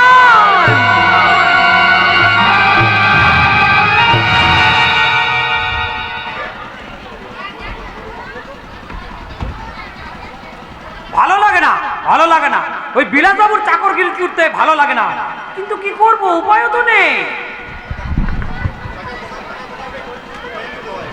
ওই টাকার কথা ভেবে অনেক কিছু মেনেও নিতে হয়। এই যেমন আজকের কথাই ধরুন, বাঁ হাতের তালুটা সকাল থেকে চুল করছে, মানে টাকা আসবে, কিন্তু কিভাবে আসবে সেটা তো বুঝতে পারছি না। এসে গেছেন? এই কে রে? ও তুমি? তা বলো তো, এখানে এই বিলাসবাবু আমাদেরকে ফোন করে ডাকলো কেন? তা বলতে পারবো না, তবে আমাকেও বলেছে এখানে অপেক্ষা করতে, নিশ্চয়ই কোনো চক্কর আছে। কিন্তু ভাই বলতে পারো আমরা এভাবে আর কতদিন চক্কর কাটবো? তুষার বাবু, মাঝে মাঝে নিজের উপর খুব ঘেন্না হয় জানো। রাতের অন্ধকারে আমার অস্তিত্ব অবচেতন মনটাকে জাগিয়ে বলে, তুষার এসব কি করছিস তুই? নীতিহীনতার ভাঙা শামুকে পা কেটে তোর যে আদর্শের পচন শুরু হয়ে গেছে। ওই খাকি পোশাকটা পরার তোর কোনো অধিকার নেই। খুলে ফেল ওই পোশাক। তোর মাথার ওই অশোক স্তম্ভ মানায় না, তোর শরীরে ওই সত্যমেব জয়তে শব্দটা মানায় না, তোর কোমরে ওই দুর্নীতি দমন করা অস্ত্র মানায় না। তুষার বাবু, ঘুমটা ভেঙে যায় স্বপন, চেতনাহীন কপালে বাষ্পের মতো জমা হয় দুশ্চিন্তার ঘাম। আজ আপনার কি হয়েছে বলুন তো? তখন থেকে কিরকম সৎমার্কা কথা উড়াচ্ছেন। তুষার বাবু, একটা সুস্থ জীবনের স্বপ্ন কলেজ লাইফে আমিও দেখতাম, কিন্তু পরে দেখলাম টাকাটাই সব। দুনিয়া পাল্টে গেছে, চুরি ছিনতাই ডাকাতি করেও আপনার ব্যাংকে যদি কোটি কোটি টাকা থাকে তাহলে এই সমাজ আপনাকে বলবে বাবা। আর যে মানুষটা সারা জীবন স্কুলে মাস্টারি করে গেল, তার মাসে 5,000 টাকা পেনশন শুনে এই স্ত্রী সময়টা বলবে দূর বাবা, ও তো একটা অপদার্থ, ওই টাকায় কি সংসার চলে? ঠিক বলেছো স্বপন। সেই জন্যই তো আমি ন্যায় নীতিগুলো, ন্যায় নীতি আদর্শগুলোকে না ওই কোল্ড স্টোরেজে জমা রেখে এসেছি। কলেজে গিয়ে ওগুলো বের করতে যাবেন না, তাহলে কিন্তু বিপদে পড়ে যাবেন। অপরাজিতা, কি হলো? আমাকে দেখে চমকে উঠলেন কেন? আরে বাবা, আমি আপনাদের মতো স্যারের কথাই কাজ করি। সে তো বুঝলাম, কিন্তু কি আমাদের এখানে কেন ডেকেছেন সেটাই তো বুঝতে পারছি না। আমার কাজটা সিম্পল, শুধু ফুলকিকে ফোন করে ডেকে আনা। বেশ, এটাও না হয় বুঝলাম, কিন্তু এখানে হবেটা কি? খেলা হবে, খেলা। খেলা হবে? হ্যাঁ, খেলা। সতের সাথে অসতের খেলা। আসলে কি জানেন তুষার বাবু, এতদিন ধরে ভগবানপুরে আমি নানান অন্যায় কাজ করে গেছি। মানুষকে মানুষ বলে ভাবিনি, একদম ঠিক। মানবিকতাকে পাত্তা দিইনি। হ্যাঁ, আমি আমার লোভ লালসার আগুনে এই গোটা গ্রামটাকে জ্বালিয়ে পুড়িয়ে ছারখার করে দিয়েছি। এ কি বলছেন বিলাস বাবু? হ্যাঁ, ঠিকই বলছি বিলাস বাবু, সুধার বাবু, আমি ঠিকই বলছি। তাই তো আমার বড্ড অনুশোচনা হচ্ছে। নাটক বন্ধ করো বিলাসদা, নাটক বন্ধ করো। রান্নাঘরে আর যাব না, বিড়াল বলে মাছ খাবো না। নাটক নয় ফুলকি, নাটক নয়। সারা জীবন দুধ খেতে খেতে এই বেড়ালের পেটেও যায় চোরা পড়ে গেছে। আর তাই তো আমি আমার সমস্ত পাপের প্রায়শ্চিত্ত করব বলে এই হাট খোলাতে আমি সবাইকে ডাকলাম। এই হাট খোলার চারিদিকে গ্রামের বহু মানুষ বাজার হাট করছে। এখন আমি যা করব ওদের সবাইকে সাক্ষী রেখেই করব। এই যে শুনছো, শোনো তোমরা, যে যেখানেই আছো সে সেখানেই থাকো। কেউ ভয় পাবে না, কেউ মুখ ফিরিয়ে নেবে না।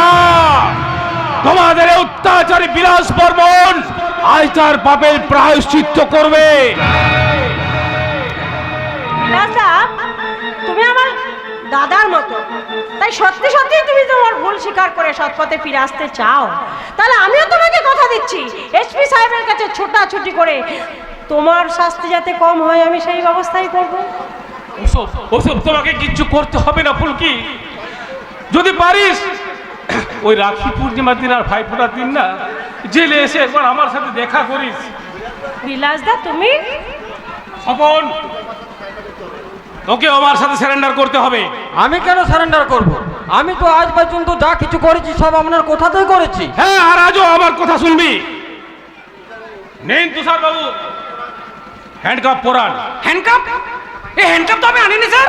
আনবেন কেন? আজকের দিনে অসাধু পুলিশ অফিসাররা আসামির বাড়িতে হ্যান্ডকাপ নিয়ে যায় না, যায় খালি পকেটে। হ্যাঁ, ঠিক বলেছিস, খালি মানি ব্যাগ নিয়ে। ঠিক বলেছিস ফুলকি, আমার তো মাথাতেই ছিল না যে তুষার বাবু তো আমাকে অ্যারেস্ট করতে পারে না, কারণ উনি তো আমার মতো সমান দোষী। হ্যাঁ, সেই মতন আপনাকেও সারেন্ডার হতে হবে। এই কেন করেছে, আমাকেও সারেন্ডার করতে হবে? হ্যাঁ, করবেন, কারণ আপনি আমাদের চেয়ে বেশি দোষী। চিরকাল ঘুষ খেয়ে আমাদের অন্যায়কে সাপোর্ট করে গেছেন, তাই আপনার উচিত প্রথমেই সারেন্ডার করা। এই পুলিশ অফিসারের প্রথমে সারেন্ডার করবো, ব্যাপারটা কোন প্রেস্টিজের হচ্ছে না? হ্যাঁ, ঠিক আছে। এই দোষ যখন আমরা তিনজনে করেছি না, তখন আমরা ওই তিনজনে সারেন্ডার করব। কিন্তু কে প্রথম সারেন্ডার করবে সেটা ঠিক করবে ফুলকি। আমি? হ্যাঁ ফুলকি, হ্যাঁ তুই। অপরাজিতা তোর চোখে কালো কাপড় বেঁধে দেবে। এই মনে আছে ওই ছোটবেলায় যেমন আমরা কানামাছি ভৌ খেলতাম, আজও ঠিক সেরকম কানামাছি ভৌ খেলবি। আর আমাদের তিনজনের মধ্যে তুই যাকে প্রথম ছুবি সেই প্রথম ধরা দেবে। কি রাজি? হ্যাঁ, আমি রাজি। অপরাজিতা, হ্যাঁ, আমি কালো কাপড় নিয়ে এসেছি, এই ফুলকির চোখ আমি বেঁধে দিচ্ছি। এই হয়ে গেছে স্যার, আপনারা শুরু করুন। হ্যাঁ তা পারি। হ্যাঁ, কিন্তু তুমি আমার মুখে তাকিয়ে দেখছো কি? আরে যাও স্টেশনে আমার গাড়িটা নিয়ে একটা বড় দোকান থেকে এক বোতল মিনারেল ওয়াটার নিয়ে এসো, কারণ এই প্রচন্ড রোদে খেলতে গিয়ে ওই ফুলকির টেস্টটা পাবে। আমি এক্ষুনি যাচ্ছি স্যার। স্বপন, হ্যাঁ নাও ফুলকি, তাহলে এবার খেলা শুরু করো। বলো বলো কান্নামাছি গো, কান্নামাছি গো, পাপি